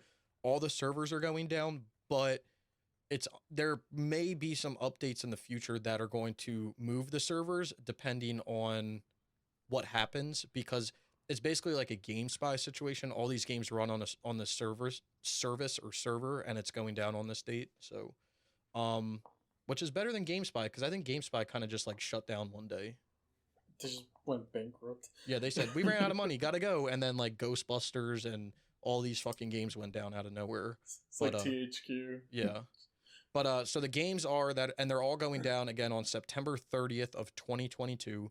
There is 7 Days to Die, Animal Super Squad, Chime Sharp, Disc Jam, Mini Metro, Striker's Edge, Ultimate Chicken Horse, and Warhammer 40,000 Inquisitor Martyr are all going down on September 30th. I think some of these will get shifted. Like, I think 7 Days to Die will get shifted. I think Warhammer 40K Inquisitor Martyr will get shifted. I don't know about Disc Jam. That's the only other like big one. And then wasn't there another one that you were saying, Waves, that's kind of like big? Was it Animal Super Squad or no, was it Striker's Edge? I don't remember, I'll be honest. There were one of these was like a big, like it was only like multiplayer or something like that. So I think Ultimate Chicken Horse is. Yeah, that might be what I'm thinking about. But yeah, so the service that it's on right now is called GameSparks, I believe, and that's going down on September 30th. And then at the end of the year, on December 31st of 2022, which is a year from now, NBA 2K21 on the PS4 and PS5 is listed, but that's just like a typical thing. And then Game studios should just stop calling themselves like Game something, because it always makes them go out of business. Yeah, like we know you're about games. You don't have to like reiterate it yourself. Like GameSpy, they're fucking dead. GameStop will be dead soon. Yo, that's why that channel that's called Gamers will never die, because it's not actually gamers, because they're based and they spelled it different with a V. That YouTube channel deserves so many more views than it gets. They made a new one, like a new video. I Did they? think so. I love watching their videos. They're very well done, and you can be very educated on the stuff that they put out. I like the guy's voice. Oh, the guy's voice will like put you to sleep too. Oh yeah, Like- I made a video on Black. Oh yeah, it was Black. Yeah, Um, dude, I'm telling you, they put some bangers out, like Black, Prototype, Chronicles of Riddick. They put a video Body out Count. on Mag. Like, did they put they one out did on Body put a video Count? out for Meg. No, I don't think they did one for Well, Body Count. yo, like look at it. Like they did like Mad Max, Alpha Protocol, Singularity. I just saw another one that was kind of hype. They did Beyond Good and Evil, Spec Ops: The Line. Like they do some Enslaved, The Saboteur. Like they do some banger like sleeper games. I think the way I found out about them was their Prey 2 video. Yeah. That's the one. No, it was the 6 Days in Fallujah. That's the one where I found them out. That's when I first found out about them. You didn't watch the SOCOM one? No, like I've seen all their videos. I'm saying the first one I saw was 6 Days in Fallujah. It's a great channel. If you guys want to know, it's gamers, but the A is a V, so it's like G5 or GVmers, GVmers, GVmers. GVmers. But they make great videos. Alpha Protocol, dude. That's a You game. know who also makes good videos? Who? Our buddy Snickle. Go check out his channel and subscribe. Hell yeah. He makes alright videos. Yeah. He be Nothing playing some crazy. crazy ass games though. Some Yeah. shitty ass games. Though. But Yeah. yeah, that's it. And then as for delistings, I said Jump Force. Jump Force is being delisted on February 7th of 2022. So go pick it up. I think it's physical, so you can buy it physical if you want to at any point, obviously. But if you want it digitally, Right. then you get that. It's on sale on the digital store right now. Yeah, so go pick it up. If you want it. Yeah. I'm not as depressed anymore when after seeing the Dragon's Dogma shit. Yeah, I don't feel as bad, but I still feel like I should be obligated to play it now. But I don't know. I don't know.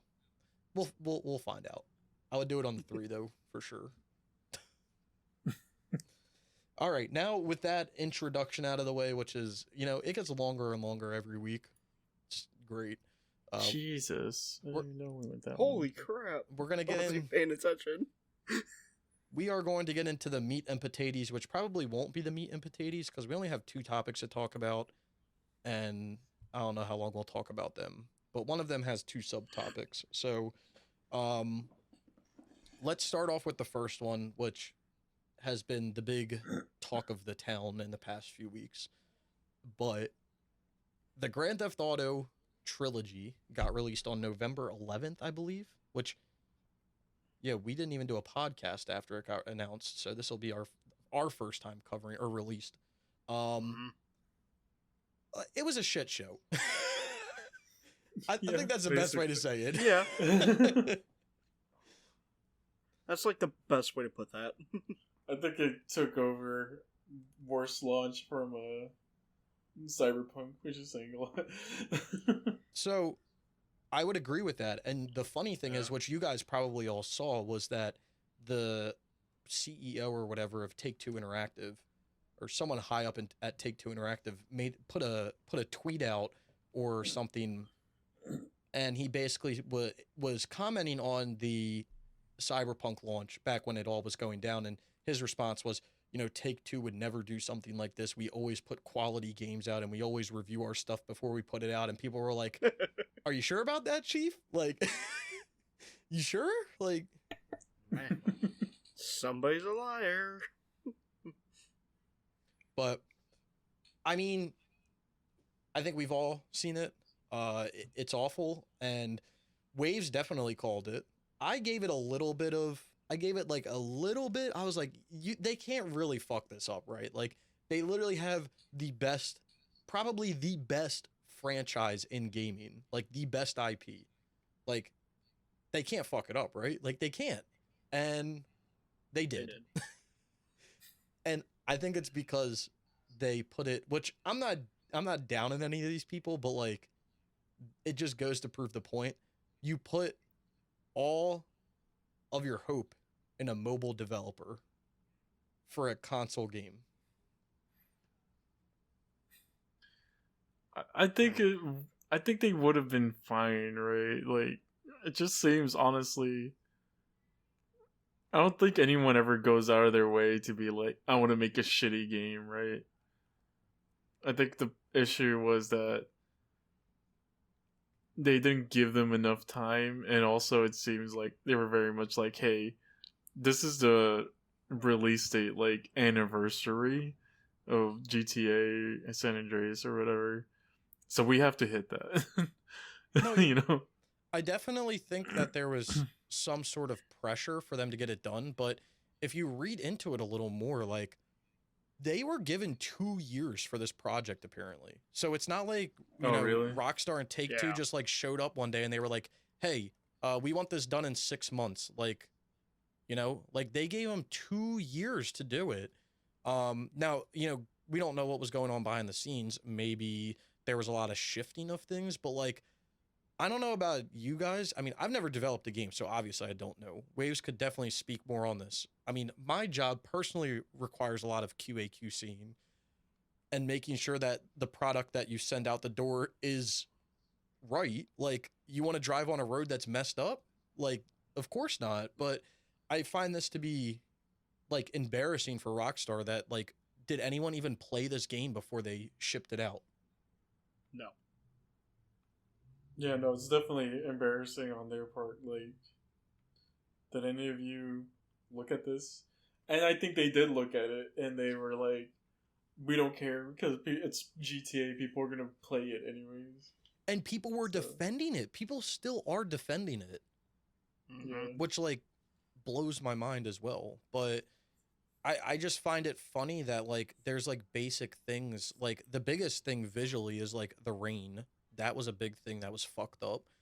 I mean, but they left like music in the game that wasn't supposed to be in the game. They left the hot coffee shit in San Andreas, which was like not supposed to be in the game. Like the shit that was left in the game, like where was the meetings throughout the weeks of doing this, progress updates, asking like how things are going, giving people in the company time to play it. Another scummy thing that they did, I don't know if you guys heard about this, was they didn't provide review copies to anybody, similar to Cyberpunk 2077, because they probably knew it was shit and they didn't want anyone to get their hands on it early. Yeah. Which makes it even like worse that happened. But there's clips out that you can go watch for everything. I was talking about it with Waves last week because personally, I'm not going to buy the game in the state that it's in, and I'm not going to spend $60 on it. But part of me feels like I should just to experience it, but also because like, what if they delist it and you're never able to get it again because it's that bad? Like that's another thing I think about. Like we kind of did that with Cyberpunk. Yeah, I mean, I bought Cyberpunk physically when it was cheap because I was like, what if they like stop making it? And I was like, I kind of got scared, but then whatever. But I don't think they'll do that with a GTA, especially since they're going to be releasing a physical version of it at some point. I'm not worried about them. And even if they do delist it, you'll always have the physical version. So the only thing I'm like, so they brought back the OG versions on PC. Yeah, that's one of the topics that we were going to discuss, that there's been like updates that have been rolling out and all that. Yeah, it's like, why just PC though? Exactly. Yeah, I don't know. So I was going to say there's videos floating around of how bad the game is. Obviously, there's a lot of issues with like the rain and it basically layering over top of or lakes layering over top of the rain. So if you're like flying through the map when it's raining out and there's like and you're by a body of water, you'll see the body of water just like chilling there over the rain effect. Really, I did not see that. Yeah, No. if you check the link to the first link in the thing, you scroll down, there's a tweet for that stuff where they I saw the rain one. It looks bad. No, but look I at didn't it when see you're the like other by a one. body of water, like the body of water like texture loads over top of the rain feature. But like that was a bad thing. Another thing that people are complaining about, which is like impressive, but it takes away the immersion of the game, which I've seen modders fix, which like I don't know why they just don't let modders work on these games, because they'll make them 10 times or 100 times better than any studio will.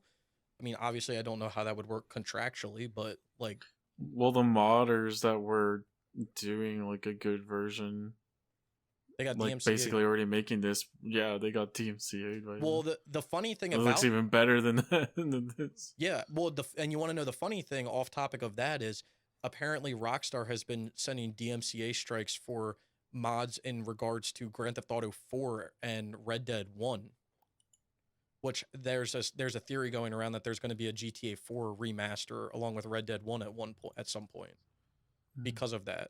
But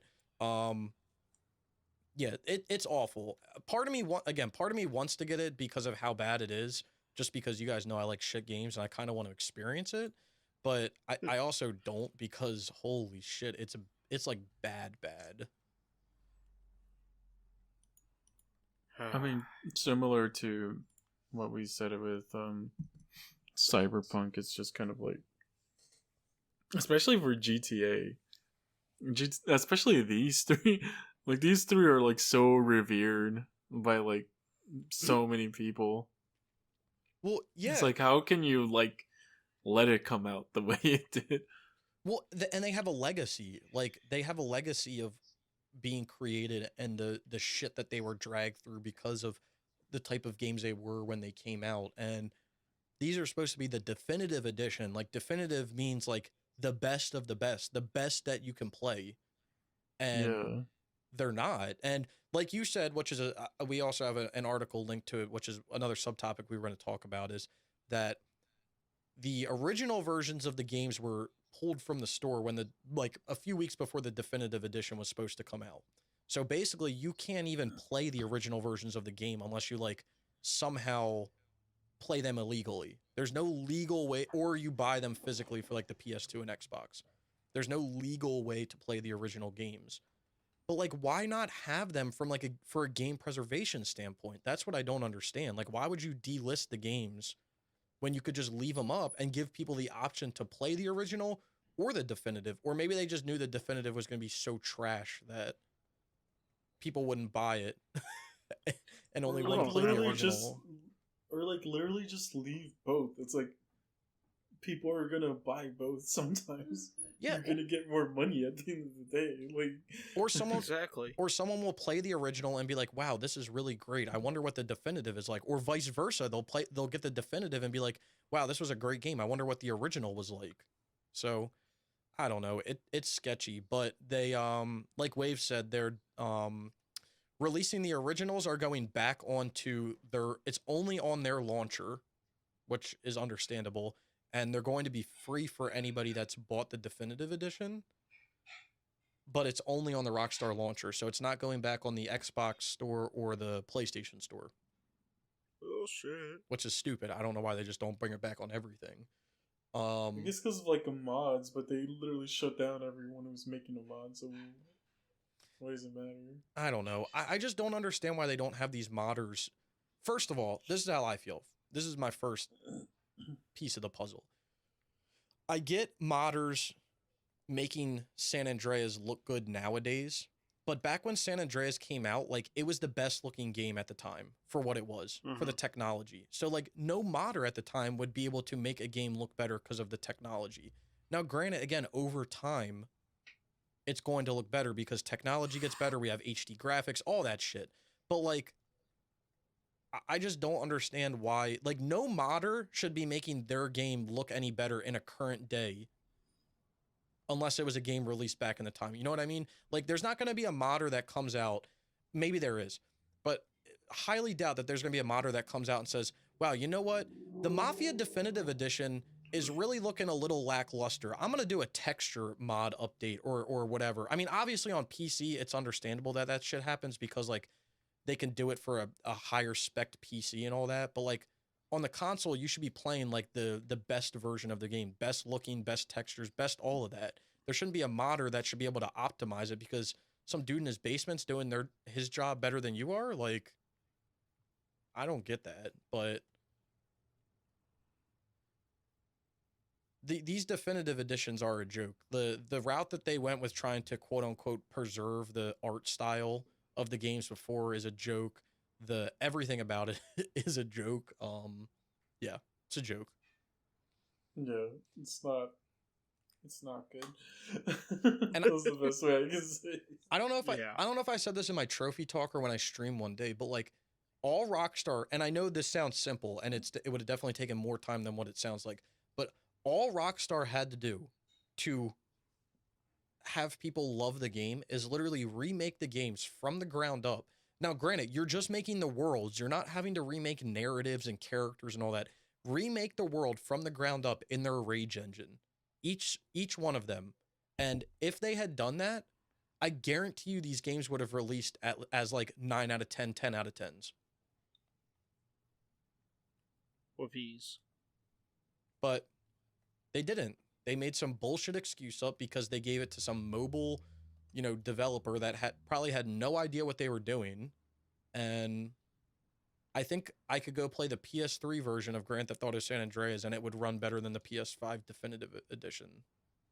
I don't think they ever should have made these. Like, No. I think Should have just left them alone. I think the original versions were fine. Like, sure, they look PS2-y, but like, they're PS2 games. Like, I don't know. I would have been fine if they got the Mafia Definitive Edition works. That's what I like. That to me would have been the best thing that they could have got. What they did is the absolute worst. Yeah. By far the worst decision that they could have made. But we're not the ones with the big bucks making the decisions. But like I said, there has been, since it came out, which was like I think 2 weeks ago, something like that. There's obviously been a shit ton of backlash, more dislikes than likes, obviously, on everything going on. And Rockstar had to basically put out they apologized, I think, on Friday. They put an apology out, and they committed to updates to everything and to working through it. So basically, what Cyberpunk is doing, Which, you know what? I'm surprised Sony didn't pull these from the store, like Cyberpunk. That would be, I mean, I guess they're like playable, but... At least they're playable. Cyberpunk wasn't playable. Yeah. I think the only reason Sony ever pulled Cyberpunk from the store was because people were asking for refunds. Yeah, that is true. There's not enough people asking for refunds on the GTA Definitive. Well, I think there are definitely people asking for refunds, but I don't think it's as many as like Cyberpunk was. But we left an article linked down in the description below. It's under the update bullet point, and it's basically it's from Rockstar's support. So it's an update that they put out on the 20th, which was Saturday, and it has general improvements, and then it has improvements for each of the versions of the game, that being 3, Vice City, and San Andreas, specific fixes that they made. So, I mean, it's good that they're making the updates, but my whole question goes back to, like, where was the play testing beforehand to put these updates out and iron these out before the game got released to the public? Like, what? It's They're good that over they're the corner. putting the updates, but I mean, it shouldn't have been like this in the first place. And this is just like such a cop out. Like, oh, we're gonna fix it, so don't be mad at us. Like, okay, like It's not our fault. that's what everybody's doing. Like, apparently, the new Battlefield has like issues also, and they're like, oh, we'll fix it. And like, all right. Yeah, I don't understand it. Like, I know it's been a very, like, cliche thing to ask in the past, like, few years, and it's definitely been, like, more popular recently, but, like, where is the releasing of, like, not even from the point of, like, DLC, where's the releasing of, like, full games that work nowadays? Like, it doesn't even happen, because I think developers just release games, and then they think, well, if something's fucked up, we'll just fix it in a patch. Like, whatever. Like, Yeah. you would never get that back in the day because there was no way to do it. They had to put the game out, and it had to be perfect when it got put out. And if there was an exploit, your ass wasn't fixing it unless you fixed it and then like redid and put it out. Because I think there's definitely versions of that. Like if you get like an earlier version of San Andreas, I think it has the hot coffee shit. But like if you get a later one, it's like removed from it. So there were updates, there were different disc types, but Now you could just put it out in a 2-second update and call it a day. Yeah. It's not. I don't like it. No, I feel like updates in a way are good because like sometimes there are just things that you didn't expect happening, right? yeah. And then the other times I'm just like, no, like you're obviously churned this out and you're not actually trying to fix it. Well, I think it's good because there's definitely games like, for instance, live service games. Those are great games, and you don't even have to do game updates for those. They can update it network like through the game. So like those aren't even like necessary, but like I look back at like Souls games, right? Every single Souls game or Soulsborne game that has come out, the vanilla version always had some sort of duplication glitch in it. And they would fix that over time through updates and everything. But you could always play the vanilla version and do it. It always blows my mind how like those type of exploits are found. Like part of me always thinks that like conspiracy theorists like Tin Hat here, like they're made in-house and then someone leaks it. You know what I mean? Like there's no way that those are accidentally found. That's how I feel, but with Easter eggs. Like some of the like the really most like really stupid obscure Easter eggs. I'm like, there's no way someone was like just hopping around and then they found this, you know? Yeah. Yeah, I feel that way about like Soulsborne games because think about it. Every Soulsborne game has a duplication glitch in the vanilla version of the game. Every single one. Even Demon Souls remake has a sort of duplication glitch in it.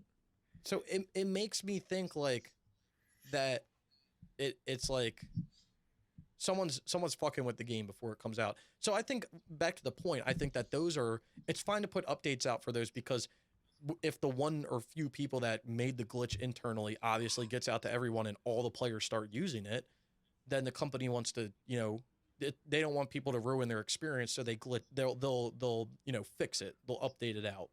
I think that that's fine, but I hate when developers use this shit to like cover their ass to like fix basic features in a game or like, you know, textures fucking up or cameras glitching through the map or, you know, just stuff like that is just like, where was the testing beforehand? Like you should have had dozens of people, like dozens and dozens, probably hundreds. You could have given this game to hundreds of people, a beta version of it, and let them play it. And you probably wouldn't even have had to pay them and just said, give me your feedback. And I'm sure they would have gladly done it. Well, I mean, it's also like just for the sake of the game. Like, that's what your QA testers are for, also. You know? Well, yeah, that as well. But like, why aren't you like? Are you just paying these people and they're telling you like, hey, this part's fucked up, and you're just not doing it? Like, then why do you even have these people in your company if you're just gonna churn them out like this? That's, you know, right. Profiling reasons. We have to have them, but. I don't understand it. I mean, it was like you were talking about Battlefield waves. The beta came out like a while back, like a few weeks back, I think, and it was like really fucked up. And I think that they fixed some of the beta issues, but then obviously like other things have popped up, which is like, I don't want to say is expected, but it kind of is for multiplayer games. But I don't understand it with single player games, especially like. I don't get it. And like you said, you're paying QA testers to do this shit. You should have you need a proper QA QC process to do this, or you should at least have one.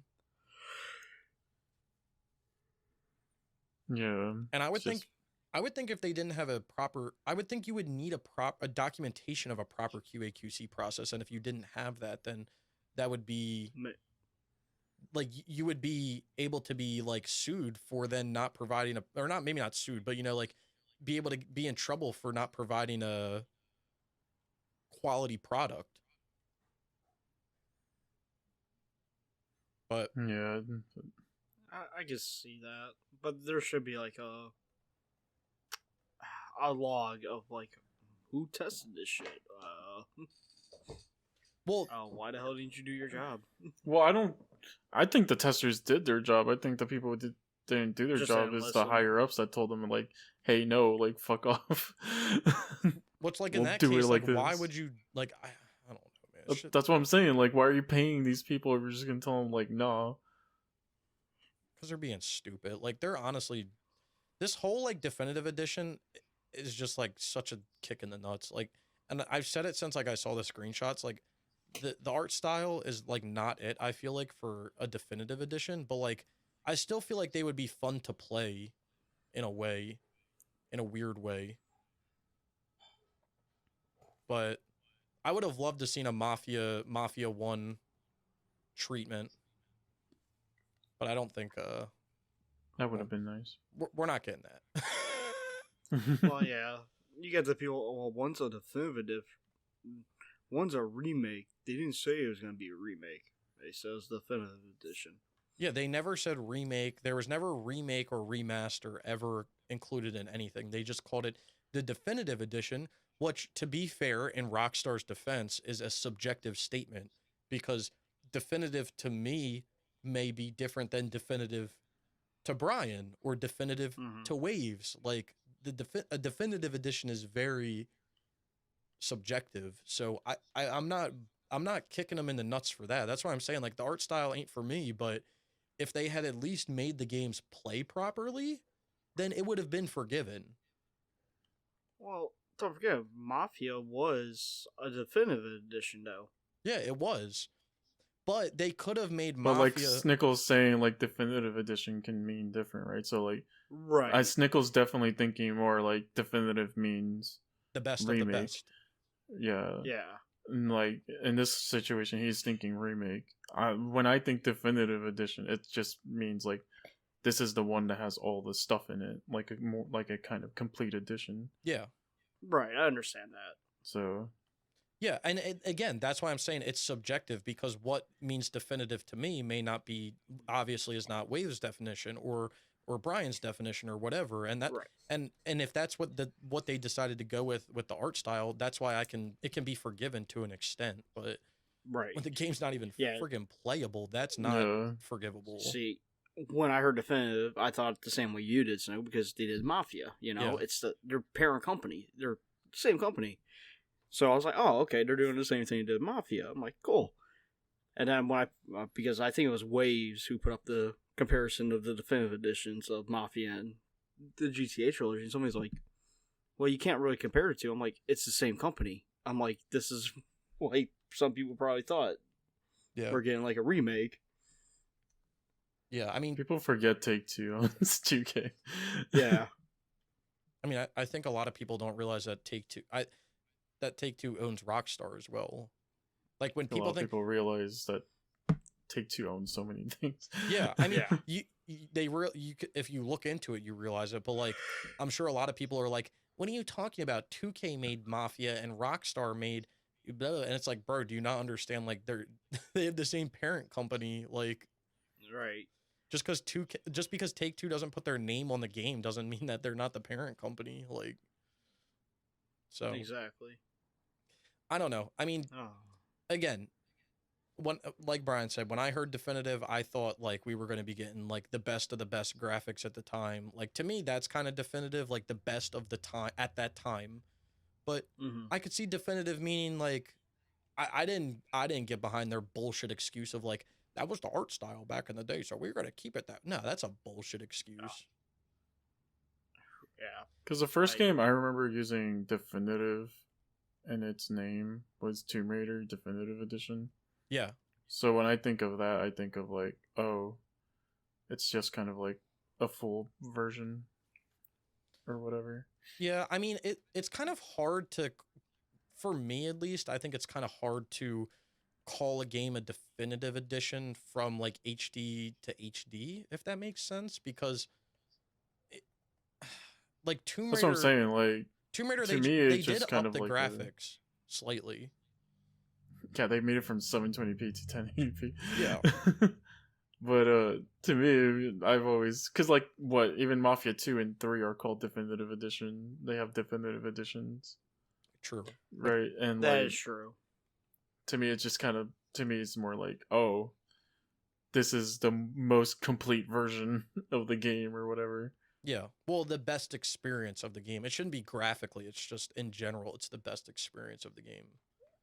is like the way that I would think about it. Yeah, because they didn't do anything to Mafia 3. I mean, all they did was give you the DLC, and Mafia 2. They broke it even more. I think. Yeah, they fucked it completely to where like you have to have your PS4 on the whole time you play it if you want the platinum. But Mafia 2 was just like a texture overhaul or something, or upping it like they did for Tomb Raider. It wasn't anything more than that. But I mean, time will tell what happens. I still live by that they should have done like a from the ground remake, basically. Completely rehauled the whole game, but again, I'm not the one calling the shots. So I don't think they should have done anything, honestly. Oh, I agree. I think it was good with like the PS2 versions that were already on there. Well, I think the best thing they should have done is make it playable on PC without like 1,000 fucking mods.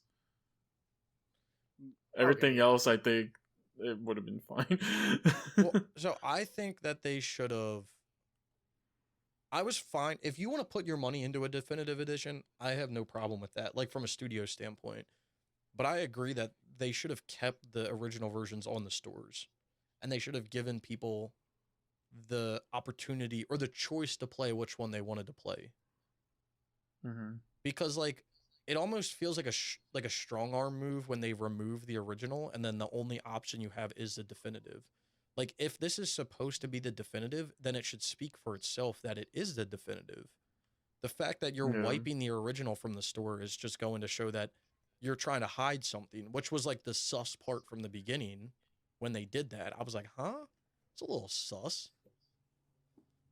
But I don't know. Maybe they'll maybe we'll get them re-released on the good old PS4 store. Time only. I mean, it's coming out on the PC, so there's hope. PS6 will have the remastered version of the definitive edition. Exactly. The remastered definitive edition. The most definitive edition. The definitive edition of the trilogy. The remastered definitive remastered edition. Complete with all the remastered content. Even with the hot coffee DLC. Dude, I saw a meme about it, and people were saying like, Grove Street Games wanted to give such a true experience to the originals that they even included the same bugs from the original games. I'm like, yo, these people are out here wild. When I read that the hot coffee stuff was still in it, I was like, what are they doing? Like, first of all, they had to re-release GTA San Andreas without the hot coffee stuff in it on the PS2 and Xbox, original Xbox. Are you telling me that when they did the phone ports, they went back to the original source code and not that version? So are you telling me the one that I have for the PS3 is the hot coffee version? I'm guessing it does it because these are supposed to be like redone versions of the phone ports.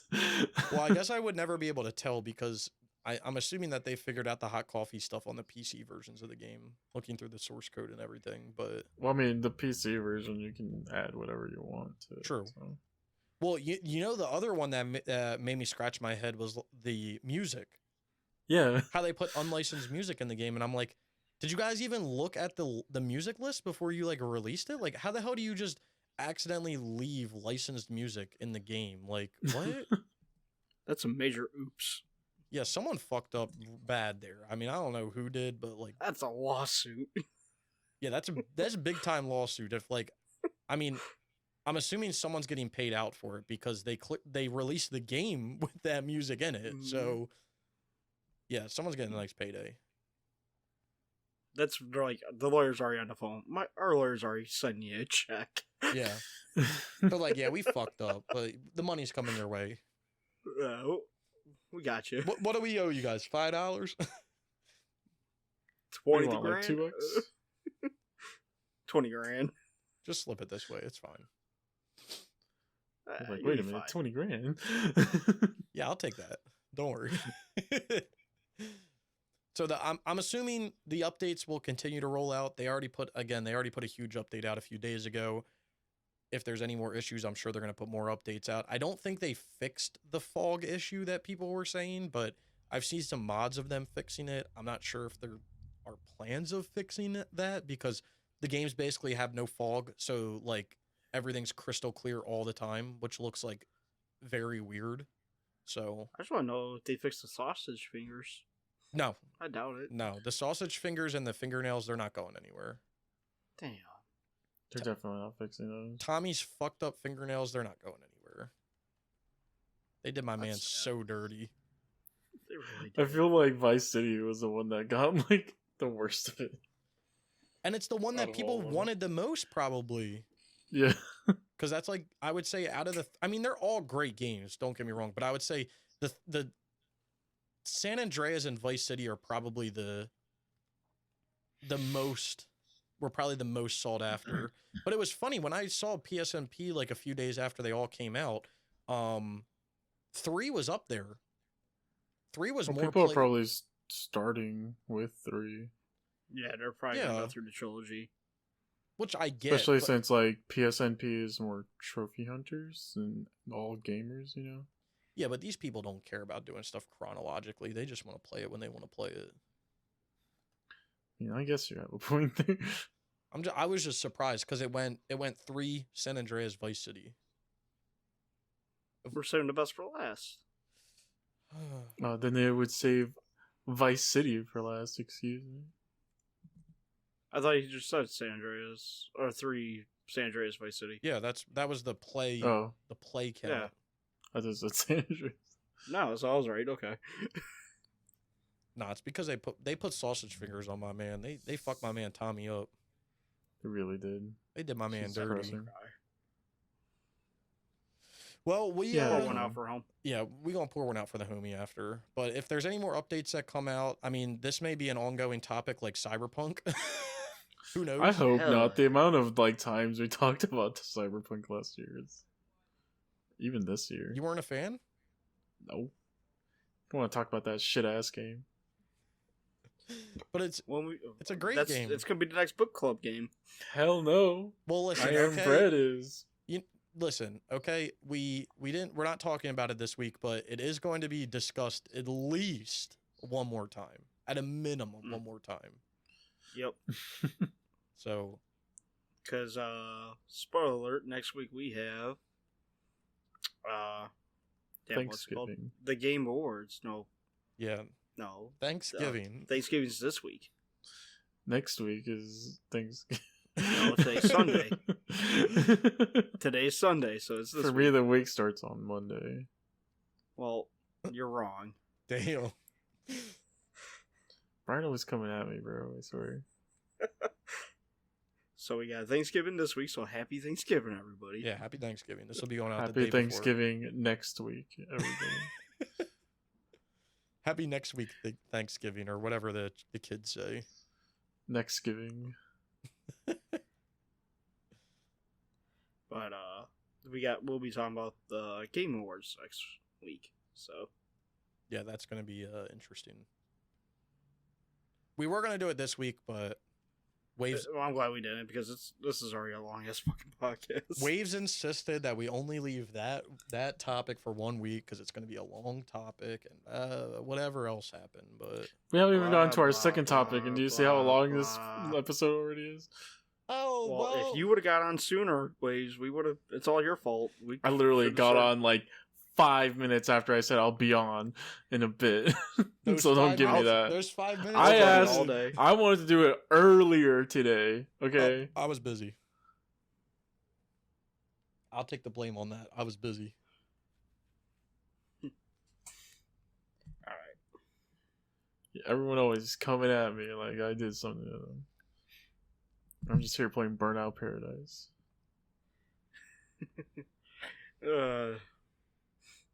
All right. Well, with the GTA out of the way and the arguing,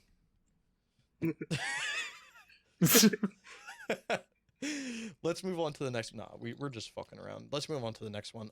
Well, wait. There's another one. There's another topic. I think Waves, you can probably cover this more because you were looking into it a little more. We don't have anything linked, but I just want to cover it real quick because we've kind of been covering it every time it happens. But if you want to give an update on the info of what's happening at Activision Blizzard. Oh, yeah, so now it's more regarding Bobby Kotick. So now I think the developers of the games staged a walkout because I think it came out that Bobby Kotick knew about the stuff. Not only did he know about the stuff, but apparently he perpetrated some of the stuff.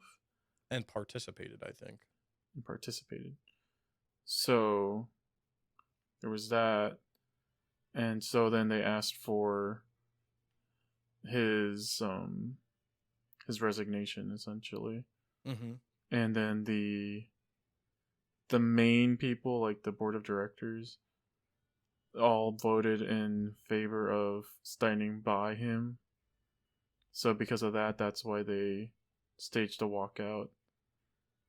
And then a bunch of other stuff just came out about Bobby Kotick. Like, he was in Jeffrey Epstein's, like, little black book with his Activision email and everything there. That's fucking crazy, dude. And then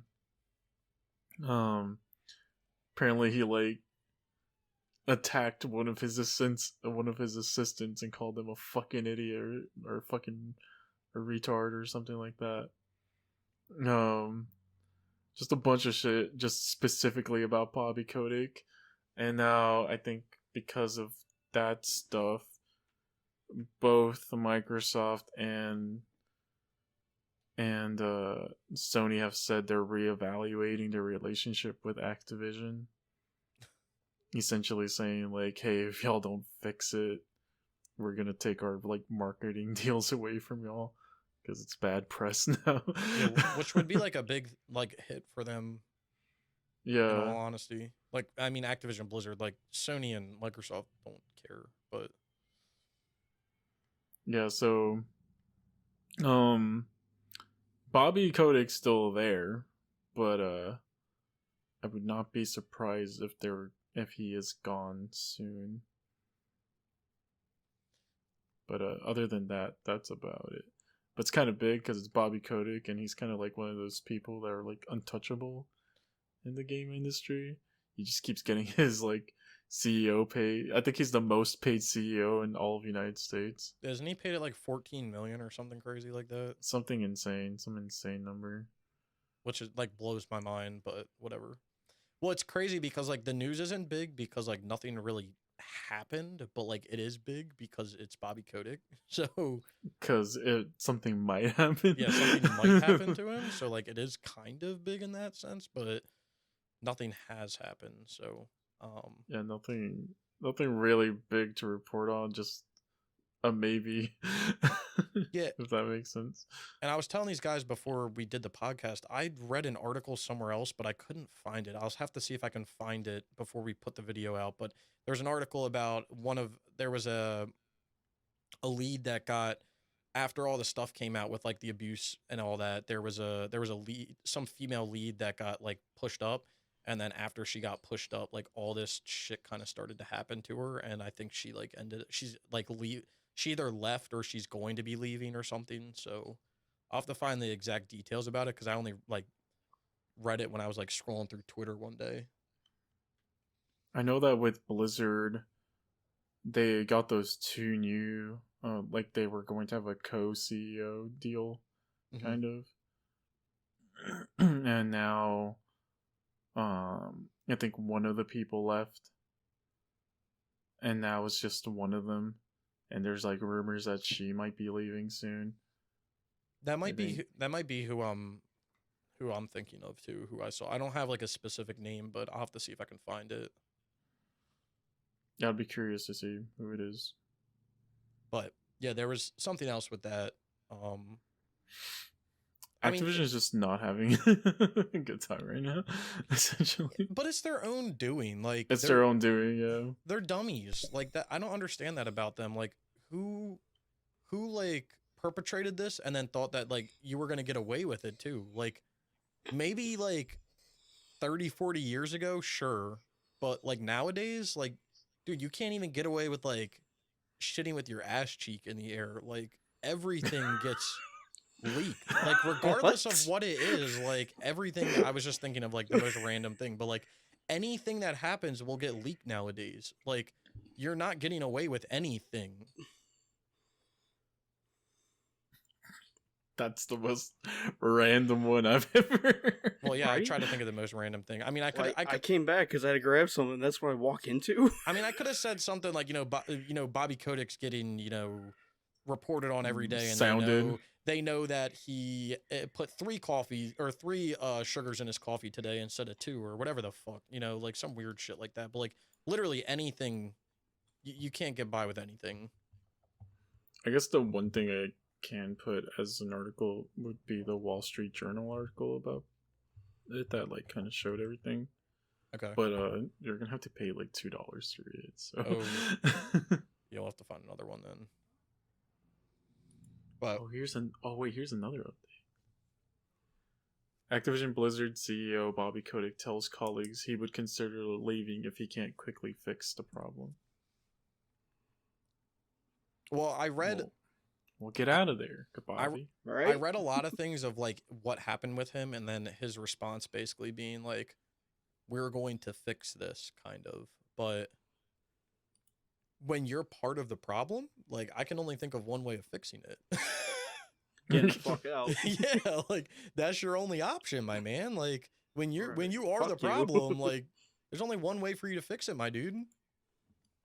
I mean, I guess there's a way of you fixing it by staying in, but the way of doing that is literally getting rid of everybody underneath of you and restructuring your whole organization. And then replacing yourself at the end. Well, not even that. Like, you could restructure below and keep your position because then you can't get away with shit. The only reason he was getting away with shit was because the people underneath of him were supporting it. And they weren't speaking out. Okay, so here I have more like specific stuff. So PlayStation head Jim Ryan criticized Activision's response to the article, saying, "We do not believe their statements of response properly addressed the situation," he said in an email obtained by Bloomberg. And then Xbox leader Phil Spencer took his response one step further. "Xbox is evaluating all aspects of our relationship with Activision Blizzard and making proactive adjustments," in an email from Spencer to staff, also obtained by Bloomberg. Microsoft confirmed the email veracity to an insider and shared the following statement from Spencer. "I personally have strong values for a welcoming and inclusive environment for all of our employees at Xbox. This is not a destination, but a journey that we will always be on. The leadership at Xbox and Microsoft stand by our teams and support them in building a safer environment for all." Well, good on him for once. Then the board. So then all that stuff came out, and a bunch of people were asking for Kotick to resign. And the board basically said that the board remains confident that Bobby Kotick appropriately addressed workplace issues brought to his attention. All of this while they're also getting sued by the state of California for constant sexual harassment and having to continually fend off unwanted sexual comments or to avoid being groped. Yeah. What? Apparently that's one of the things. There's like just so much shit around it. Yeah, it's a bad look. It really is a bad look. It's a really bad look. Oh yeah. Bobby Kotick knew of Activision Blizzard's history of sexual misconduct. Employees walk out demanding his resignation. Yeah, it's not good. Essentially, I'll be surprised if Bobby Kotick is still in charge of Activision Blizzard.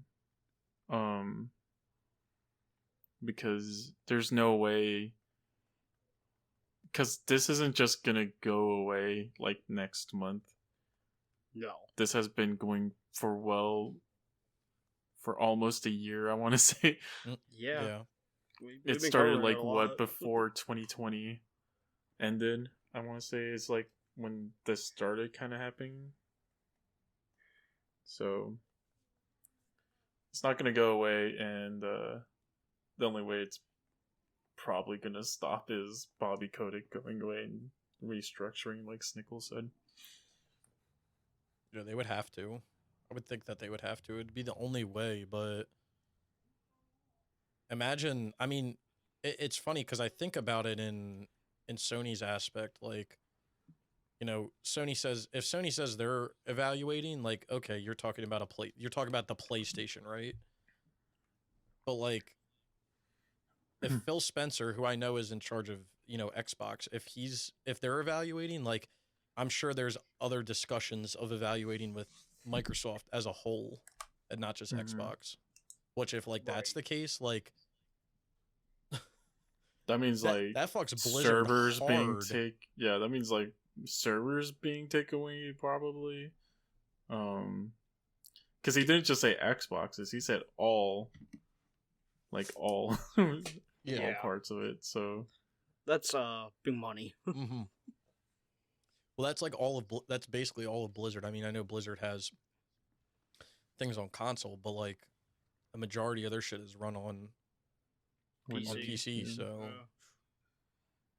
that would be a hit.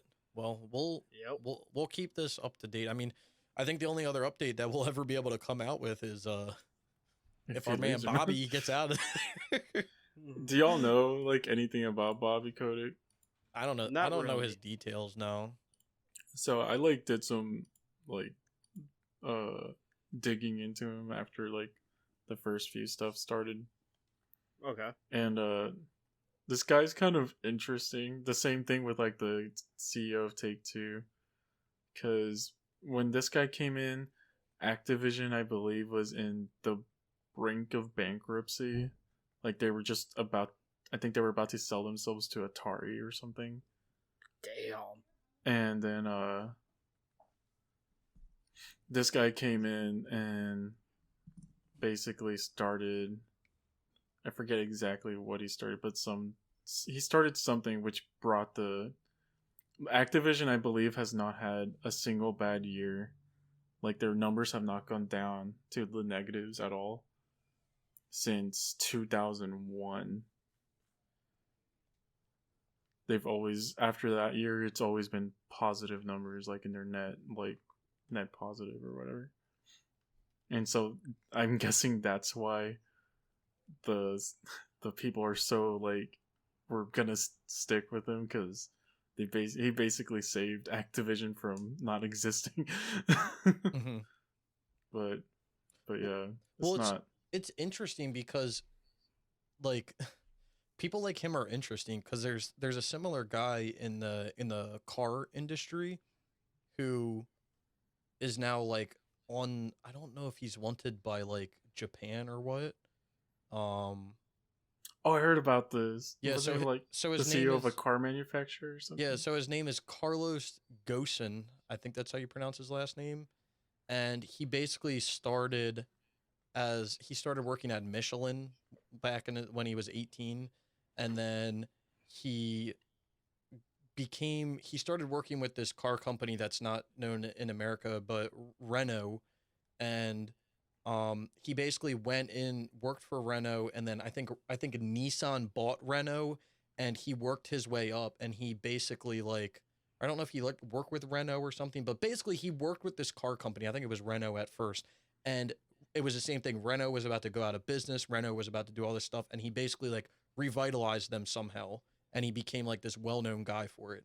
And then Nissan bought Renault, and then I think the same thing happened with Nissan. Like Nissan was like, shit, we're like in the shitter, and he came through and like revitalized them, and like he's the reason that there's like all these, amazing Nissan cars from like back in the 90s and stuff.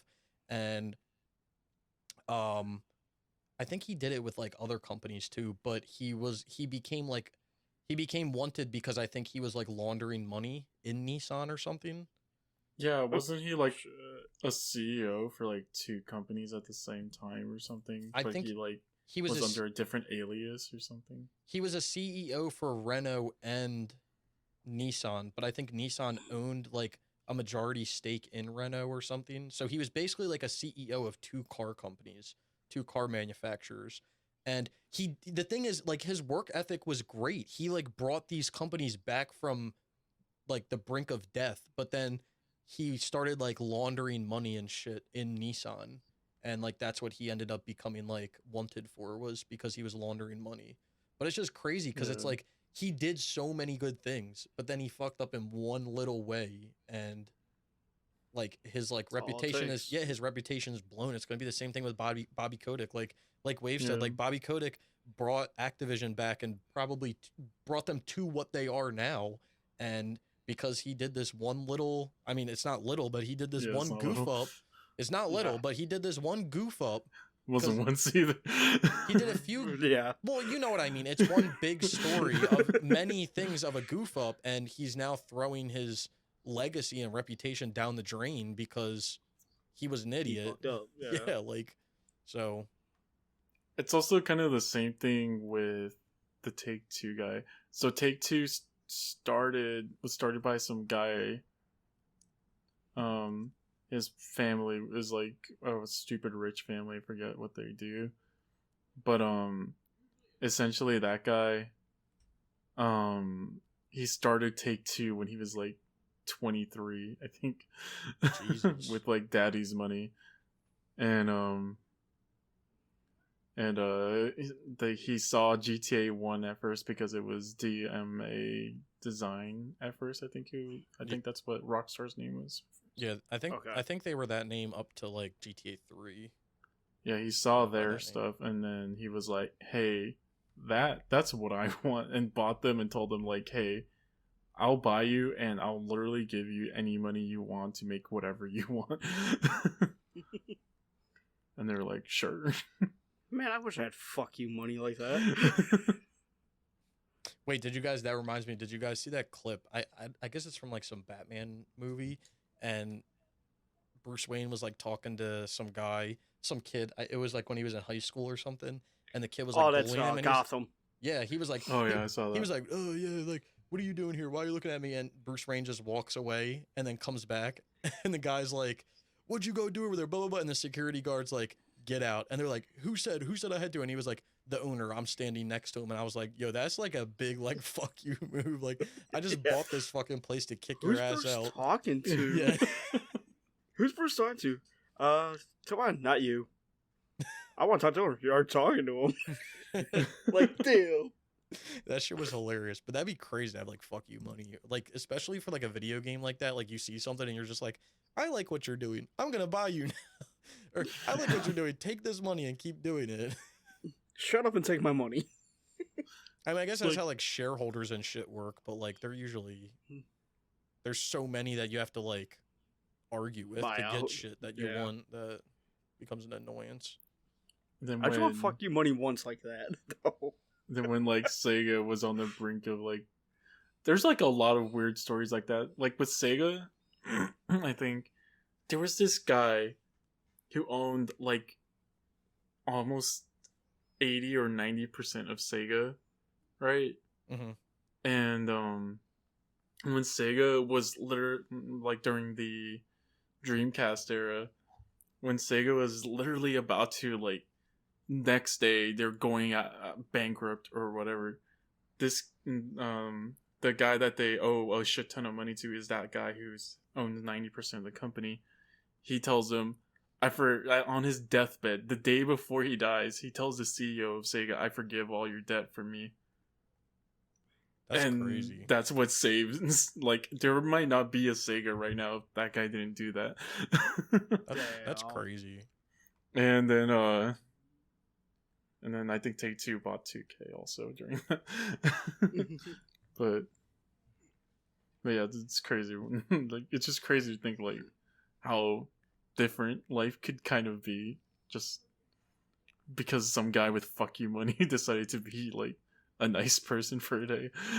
Right? Yeah, we wouldn't have GTA if it wasn't for it. Because I think if I remember correctly, I mean, good video if you want to get caught up on it. But that gamers channel made a video on the history of Grand Theft Auto, and Yeah, I think so. if I remember correctly, like GTA 1 didn't really do too hot, and it had a lot of controversy behind it. GTA always has, and then I think they were making DLC for GTA 1, and then I'm assuming it's like around when that guy came around with the fuck you money, and they basically were like, hey, instead of making DLC, just make a whole second game. But I think they released DLC too.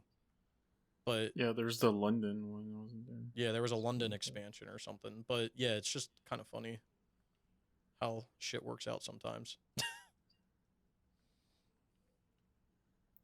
So what about this next topic? You want to cover this one, Brian? Yeah, let me pause my game. Yeah, I don't feel like pausing mine. That's right. I almost got 50 chests already. Hell yeah. There we are. I beat my girlfriend's time on Burnout. Hell yeah, let her know. Let her know. She just texted me. She was like, "Excuse me, did you just beat my time?" Damn. Alright, so there was an interview on Friday, or this got released Friday, November 12th. I chose this topic last week, but we didn't do it, so we're doing it this week. Jim Ryan did an interview, and he was talking about how PlayStation Studios had more than 25 PS5 games in the works as of right now. But we all know a few of them: Wolverine, new Spider-Man, and all that. The new Wolverine, though, I heard Insomniac was hiring people so they could get like the cut marks correctly, like in like walls and all that, like at angles. Which, hell yeah, it's gonna be bloody. I can't wait for that. That's gonna be a fun game. Oh, dude, I can't wait. 25 games are brand new IP. 25 plus games are brand new IPs. So it could be indie titles as well. Who knows? Like Sifu, which I'm still stoked for. It looks good. And it's coming out earlier than what they expected after it got pushed back. So that's cool. Yeah, that was cool. I was like, all right, cool, good on them. They didn't really mention what games, but also the Game Awards supposed to show off like 50 games this year. But that's between Nintendo and I think everybody, and I think PlayStation, they said, has... PlayStation's supposed to be showing like a remake or something. That's like the rumor. And everybody's saying it's going to be the Last of Us one. Yeah, I mean, I think that's the only like other game I can think about that like is kind of large from them that they were talking about doing a remake, unless they come out of like left field with something. Like fucking SOCOM. Yeah, that would be crazy. That would be absolutely crazy. Or a new SOCOM When am I getting, game. When am I getting my Primal remake? That's what I want to know. Right. I don't know. I would lose my shit if it's fucking SOCOM. Like, holy fuck. They did it. This Do you really need to remake SOCOM though? Like, can't you just make a new SOCOM? Sony is missing. Yeah, they could just a reboot it. Good shooter. Like, what's Sony's missing a good racing game and a good shooter. No, I get that, but I'm just saying, like, what's gonna be so different from a modern SOCOM game to a remake of a SOCOM game? All right, I understand your point there. I'll be happy either way. We just need a SOCOM reboot, and for a racing game, I want PlayStation to just make it. Yeah, MotorStorm or like an open world racing game. Like I've said it for like years. Like give Polyphony Digital, who are the guys who make Gran Turismo, just let them make like a game like Forza Horizon. Open world game with like somewhat realistic driving physics. Right. But most likely it's going to be The Last of Us, which I can see because Last of Us was Game of the Year. Was it Game of the Year last year? Yeah. There was also, there's also the TV show coming out soon, so exactly to coincide with that. So, nearly half of those 25 games, I misread that, are brand new IPs. But still, that's... So 12. No, 10 or 11 we'll go with, are brand new IPs. Still a lot. But it's still a lot, which I'm happy for. I still want a new Infamous, you know. It would be badass if we got like an Infamous remake, but I think Insomniac's fucking stacked as it is right now. Yeah. I'd rather watch I'd rather these people make new games rather than make remakes. Like if you're gonna have someone make remakes, just make Bluepoint make it. But obviously, Bluepoint's not making remakes. Dude, Insomniac's been on crack for the last 2 years. So. Yeah.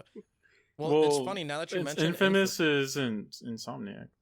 Yeah, that's true. Well, I'm just talking about Insomniac in general. Yeah, Insomniac's on. You know. Wait, now that you mentioned Infamous, it would be cool to get like an Infamous remake of like the first 2 games. Yeah. Because the first one is clunky. Oh, yeah. That's a clunky. I can see, on my list. I don't know. I'd rather they do like what Bluepoint did with the Uncharted remakes, not remakes, remasters. Like fix up the clunkiness of the first game and just remaster them. No, yeah, I'll be okay. I would be okay with that too. Yeah. Yeah, I'll be completely okay with that, and make it where it's easy to track the freaking shards. No, leave that the way it is. So leave that the way it is. I want to see people. Well, I'm only saying that because I haven't done it yet, and I know it's gonna be hell. I want them to keep the stunt shit. Keep the stunt trophy and make it missable too in a way. But no, I would love to see that. That shit would make me laugh. I think Wolverine's too far out to see anything from it, but who knows? I think most of the games that they showed off by now are they're like what 3 years away from now. So as of right now, we know we got Horizon and God of War next year. That's it, which I'm okay with. That's fine. 2 fucking bangers. I mean, I'd rather they just take their time. Like, take your time. Exactly. Do what you need to do. You know what? Spider-Man was good. Miles Morales was freaking excellent. The new Spider-Man 2 should be really good. I hope it's 2-player. That'd be kind of cool. That would be interesting. Yeah, that'd be kind of fun, actually. 2 Spider-Mans. You and a buddy play. Make it a trophy, too. I'm fine with them taking their time, because I already have way too many games. So. Exactly. I have a shit ton of games to play. Like, they can take all the time that they want. People are worried about Wolverine, like, oh, man, this better not be, not rated. It should be rated M, yeah. They already said it's going to be rated M, so I'm not. Yeah, you're right. I know some people are worried about that. He's like, well, it's hard to do a Wolverine game. Just fucking make it a hack and slash. Yeah, it's not rocket science. Yeah, like Raven did. Raven, dude. Yeah. X-Men Origins Wolverine is the game. I'm just afraid with, Insomniac being in charge of the Wolverine. Because, I mean, the Spider-Man combat isn't, bad. It's just not as fun as the Wolverine that Raven did is. Well, the Raven one was just crazy. It was crazy. It was so good. And Insomniac's not necessarily do a lot of those. And I don't know about y'all, but I don't like the Spider-Man combat that much. I liked it when I was playing as Miles, because his actually was fun with all the Venom attacks. But well, I enjoyed the Spider-Man combat when it first came out, but when I did the remastered after playing Miles Morales, I enjoyed Miles Morales way more. I don't have a say in any of it because I have not played it yet. Oh yeah, I keep forgetting you haven't played it yet. I gotta play the shitty PS3 ones, like Amazing Spider-Man 1 and 2 first. Yeah, I gotta get those as well. Y'all missing out on the good ones. The best ones. But it should be interesting. I'm excited to see what Sony has coming out next year, or what they'll be announcing next year. I mean, I'm sure it'll be good. It won't be bad. Yeah. I'm interested because recently, which I don't think we're going to get news on this obviously this year, but recently with the whole Bethesda and shit going around about how Elder Scrolls 6 is going to be Xbox only, and it's kind of been confirmed. I'm interested because, which I just want to say real quick, I was right again. Yeah, I said that was going to happen. Everybody didn't believe me. I'm always right. First of all, I was right about the GTA shit. Y'all were like, "Nah, it's gonna be good." Like, nah. Alright, you're right about 2 things. I'm right about so many things. I never doubted you because it was a big dick energy move for them to do it because they bought them. But I was just like, would they be dumb enough to give out on half the market? Like, people aren't gonna buy. I was saying this on stream. Like, people aren't gonna buy a console to play Elder Scrolls. Like, no. Xbox isn't gonna like waste 100. What was it, like $1.9 trillion or whatever? What, $1 billion or whatever it was. Like it was a couple billion. They're not gonna waste that much money and then put their games on other consoles. Like, they bought them for a specific reason, and that specific reason is to put them on other consoles. Money back. Yeah, they don't bring that money back though. That's what I'm saying. Like, it's Microsoft; they don't care. Yeah, but the thing is, this was my whole point. Like, you're not selling console. Like, you're not going to sell a console for Elder Scrolls. And the thing is, if people want to play Elder Scrolls, they're not going to buy an Xbox. They're going to buy a PC because you're going to be able to play it on a PC. It's not going to be an Xbox exclusive, right? Like, so it's kind of dumb for them to kind of capitalize on the console market when they can't even capitalize on the console market. Yeah, but you can say the same thing with Sony now putting their PC games. I mean, their games on PC, like, after a few years. Coming out like right. But I mean, like, what's the point? I'll just wait a few years.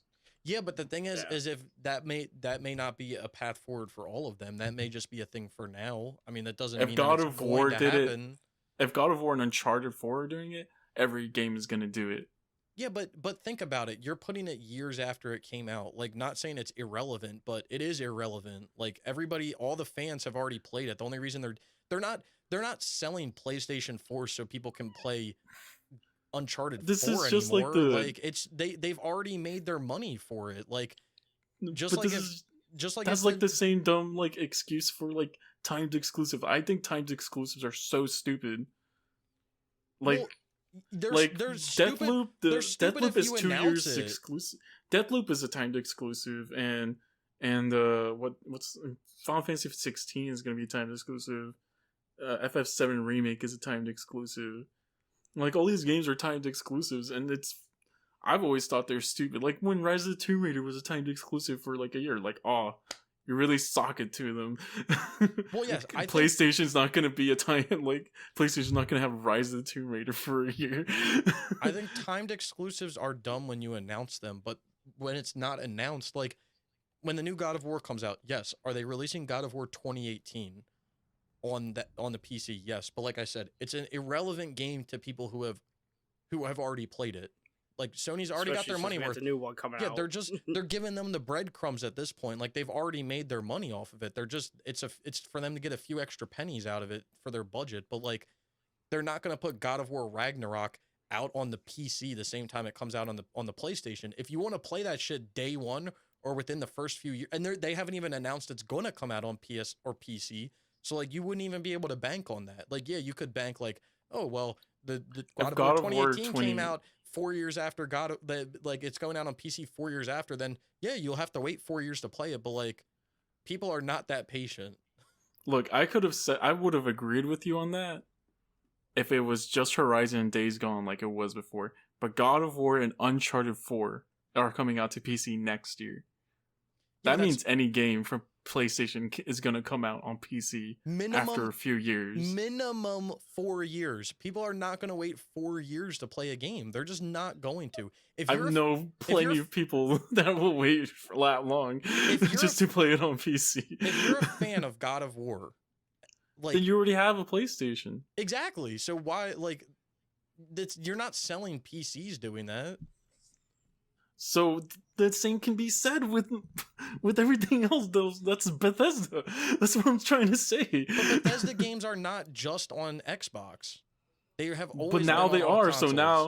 So now you're either buying it straight from Microsoft on the Microsoft Store on PC, or you're buying it on Steam, and they're gonna give a cut to Steam on that.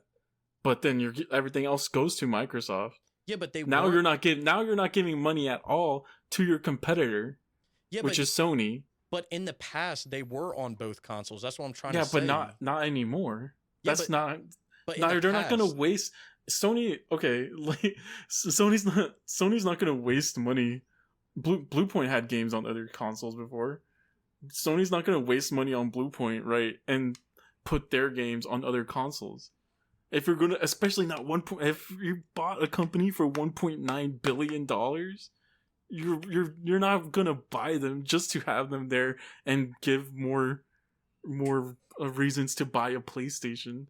Yeah, but you're gonna buy them so like that you can have more reasons for people to buy an Xbox or buy your game on PC where you get a bigger cut. But there's a cost benefit analysis to it. Like when they buy them, yes, you could limit it just to your console, but you need to look at, okay, is this game going to give us more people that are going to buy our console, or do we let it go to the other console where it will sell millions of more copies, and yes, it will go to our competitor, but we're getting a cut of all of those millions of copies that are sold for now until the end of time as well. Instead of just looking at, we're going to sell this console at this moment and we're going to make $600 off of these people right now. And then hopefully, like, you have to look at it from like an over time perspective as well.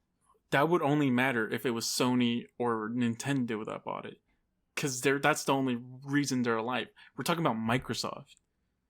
Their entire Windows division is basically subsidizing Xbox. They don't care about that stuff. No, I understand that, but I'm saying from a company perspective, you have to look at that. You don't want to buy a company and then be like, oh, well, we're buying them because we want it to be a reason to buy more Xboxes. But then you look at it and you're like, yeah, but if we were able to sell it on PlayStation, we would make $10 million extra a year. Like, they're not going to say no to that if that's what it comes down to at the end of the day.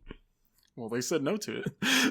Yeah, but they said no to it now. But 3 years from now, they might say, wow, the sales numbers for this game are really down and we're not really selling additional Xboxes from this. Maybe we should. Like the same thing that's going on with all of these PlayStation exclusives. PlayStation's probably like, hey, look, we're not really selling that many consoles just by these games. Because I agree. I think exclusives are stupid. I think time exclusives are stupid. I don't think they necessarily sell consoles because someone's not going to buy a console for one game. But Sony's clearly like, well, we can sell it on the Xbox and open up to or we can sell it on the PC and open up to a whole new division of people, and we can keep making money over time by doing absolutely nothing. My thing is, I know Microsoft gave Phil Spencer a blank check, but you know they're going to want to see a return in that sooner or later too. They're definitely going to get a return on it. Maybe. No, not maybe. They're definitely going to get one. You can't. You bought Elder. If you got Elder Scrolls, you got Fallout, you got Doom. But how long is it going to take them to make that money? They're gonna get it back soon. They're not even making money on fucking Game Pass the amount yet, of people are getting money back on the amount of people that bought Fallout 76 on the day and then bought Fallout First or whatever it was called. There was still a bunch of them. They're gonna get their money back eventually. How much would you say on average a PlayStation 3 was? PlayStation 3 on launch day or when? On average. Let's average between launch day and end of time. $250. Okay, so $250, and there was 87.4 million. And Sony lost $200 on each console sold once it was at $250. So $250 times 84 million, 87,400,000 just on consoles is 21 billion. Hello? And how I didn't hear them. 21 You good? You got all it. It's 21 billion. And how much did they buy Bethesda for? It was Wasn't it in the trillions? No, it was $1 billion. It was billions. Was it like billions? $1.9 billion, I think. Close to $2 billion to go with. So I mean, I don't know. They're gonna get it back, especially if it's on PC and Xbox. They're gonna get it back. I mean, yeah, they'll get it back, but Unless it's a shitty game. My point. Unless they like royally fuck it up. Unless they it is Bethesda though.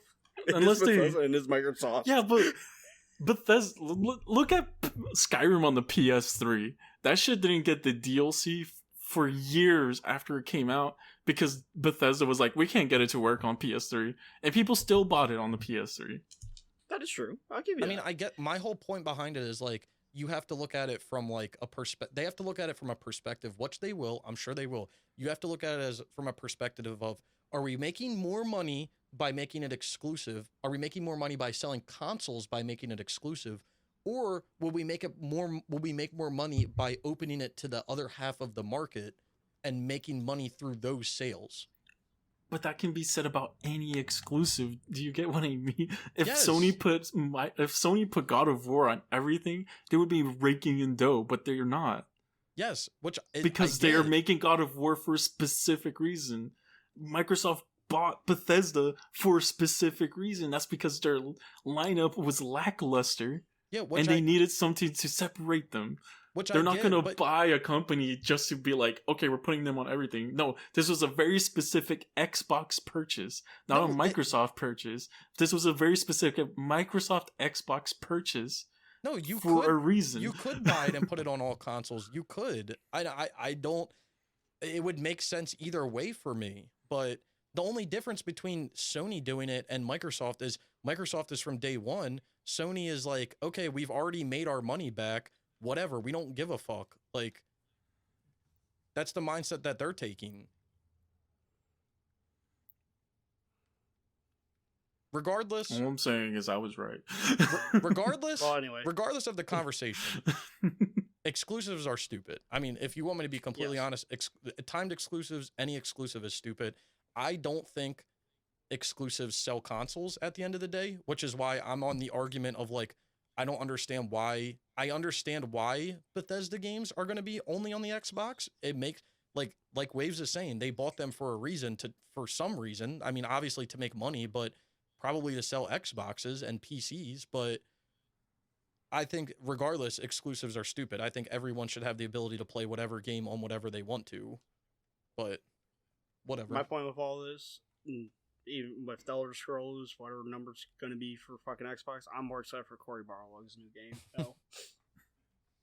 I'm more excited for Ubisoft's Star Wars game. I'm more excited for the Star Wars Knights of the Old Republic remake than Elder Scrolls 6. Or whatever the fuck. I have ESO, bro. That shit'll go on for infinity. I don't care about Elder Scrolls 6. I mean, I'll probably buy I liked Elder Scrolls 5. Like, I like Skyrim. I'll probably buy 6. I'll buy it on my PC, though. Yeah. You ain't gonna buy an Xbox for it. I'll buy Fallout on fucking a PC. I'll get the mods done. Shit. Exactly. G2A, here I come, baby. All right. I'll get it through Xbox Game Pass, because all I have to do is pay $1 for the first month, play it, end up not liking it, and then take my $1 back. Hey, you got my favorite thing about the whole Xbox thing lately, and it's not even from Microsoft, it's from fucking DSP. When somebody's like, "Hey, wait, this comes off Flight Simulator comes off the Game Pass, you know you gotta buy it." What do you mean I gotta buy it? He's like, don't I get to keep it? They're like, no, it's a subscription service. People are stupid. That man is... It's DSP. Come on. Well, I mean, it's not just DSP also. Like, I've seen so many people say... Like, when Netflix takes a movie off and they're like, why'd they take that movie off? How am I gonna watch it now? You ain't, bro. Like, you ain't watching it. Like, it's not happening, my God. That was the funniest shit I saw from him. I'm like, really, dude? You really thought you owned Flight Simulator because you bought Game Pass?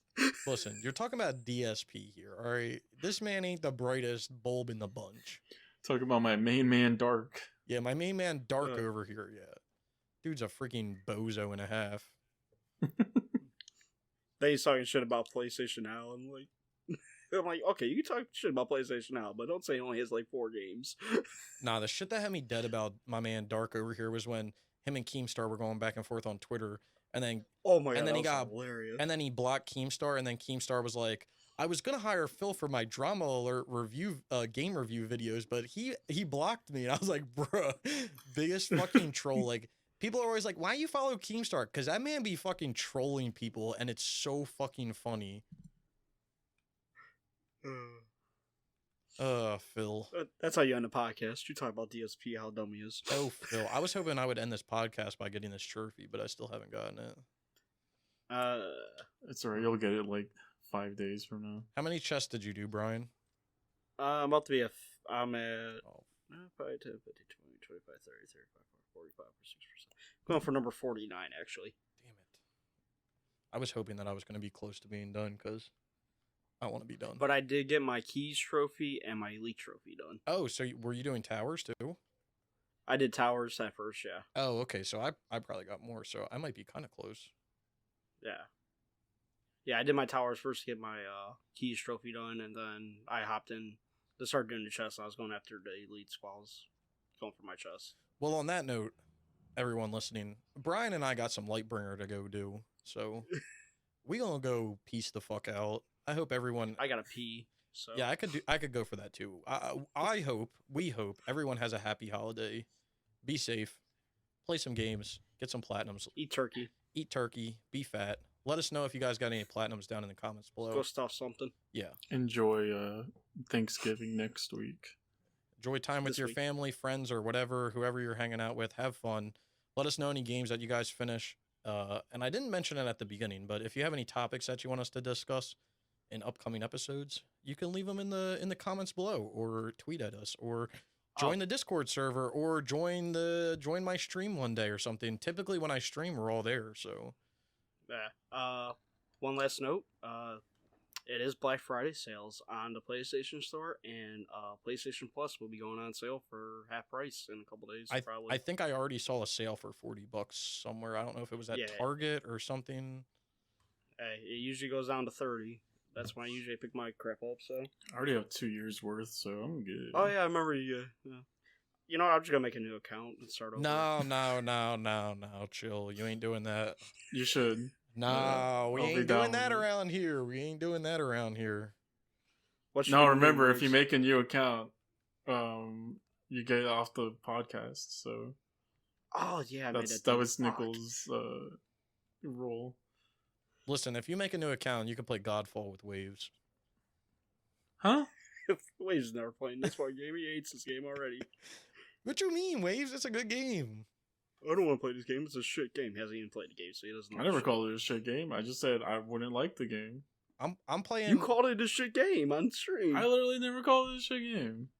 I called it a shit game as a joke. Probably. No, I'm playing Squid Game right now. So did you still call it a shit game? Brian coming at me, bro. I swear. Like this entire podcast, this man just. I don't know what I did to you, Brian. He hurt him somehow. Like, that's what I'm guessing. Like, I'm sorry, everybody. I've been up since 2:30 in the morning.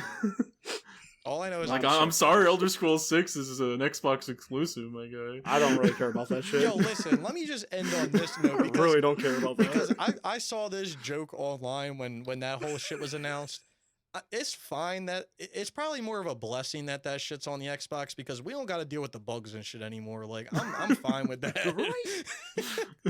we don't got to deal with Bethesda bugs no more. Hell no. Like the people over at Sony, when they put a game out, like that shit working when they put it out. So that's fine with me. 95% of the time, yes.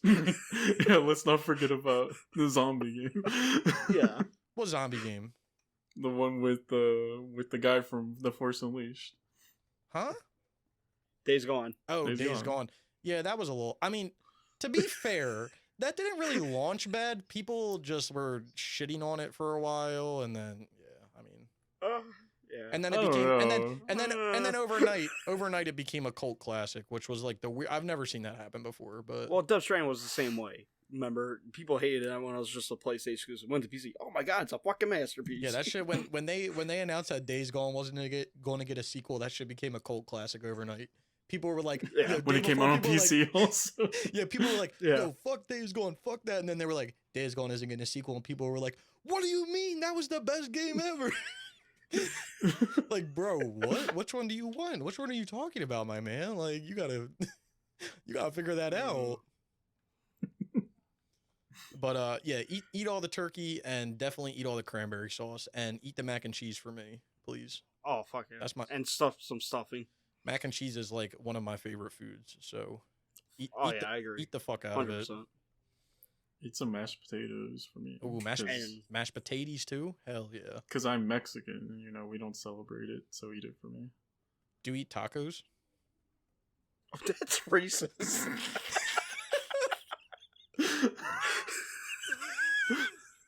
I mean, honest question, like, I'm just trying to know. And what you telling me for coming at them? On occasion, I do. I mean, listen, I'm not insinuating anything. I would do the same. It's the holidays. That shit sounds good. So it's more of a tamale time of year. Ooh, tamales are fucking on fire. Oh, but listen, yeah. I would gladly join you, Waves. Let me just put that out there. Hell yeah. Well, Waves the homie. I'm a few states away.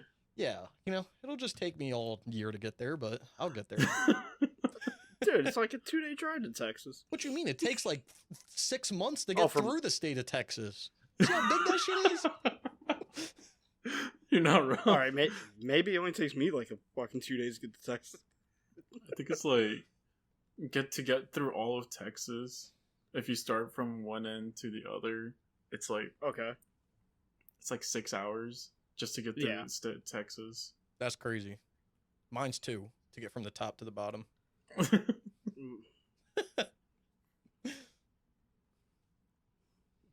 don't know. I'm only 10 minutes from Indiana, so We chilling. All right. Well, yeah. I'm gonna go take a shit and then play games with my friends. So I'll catch y'all later. Hell yeah. I'm gonna go take a shit and go to sleep. I'm gonna go take a piss.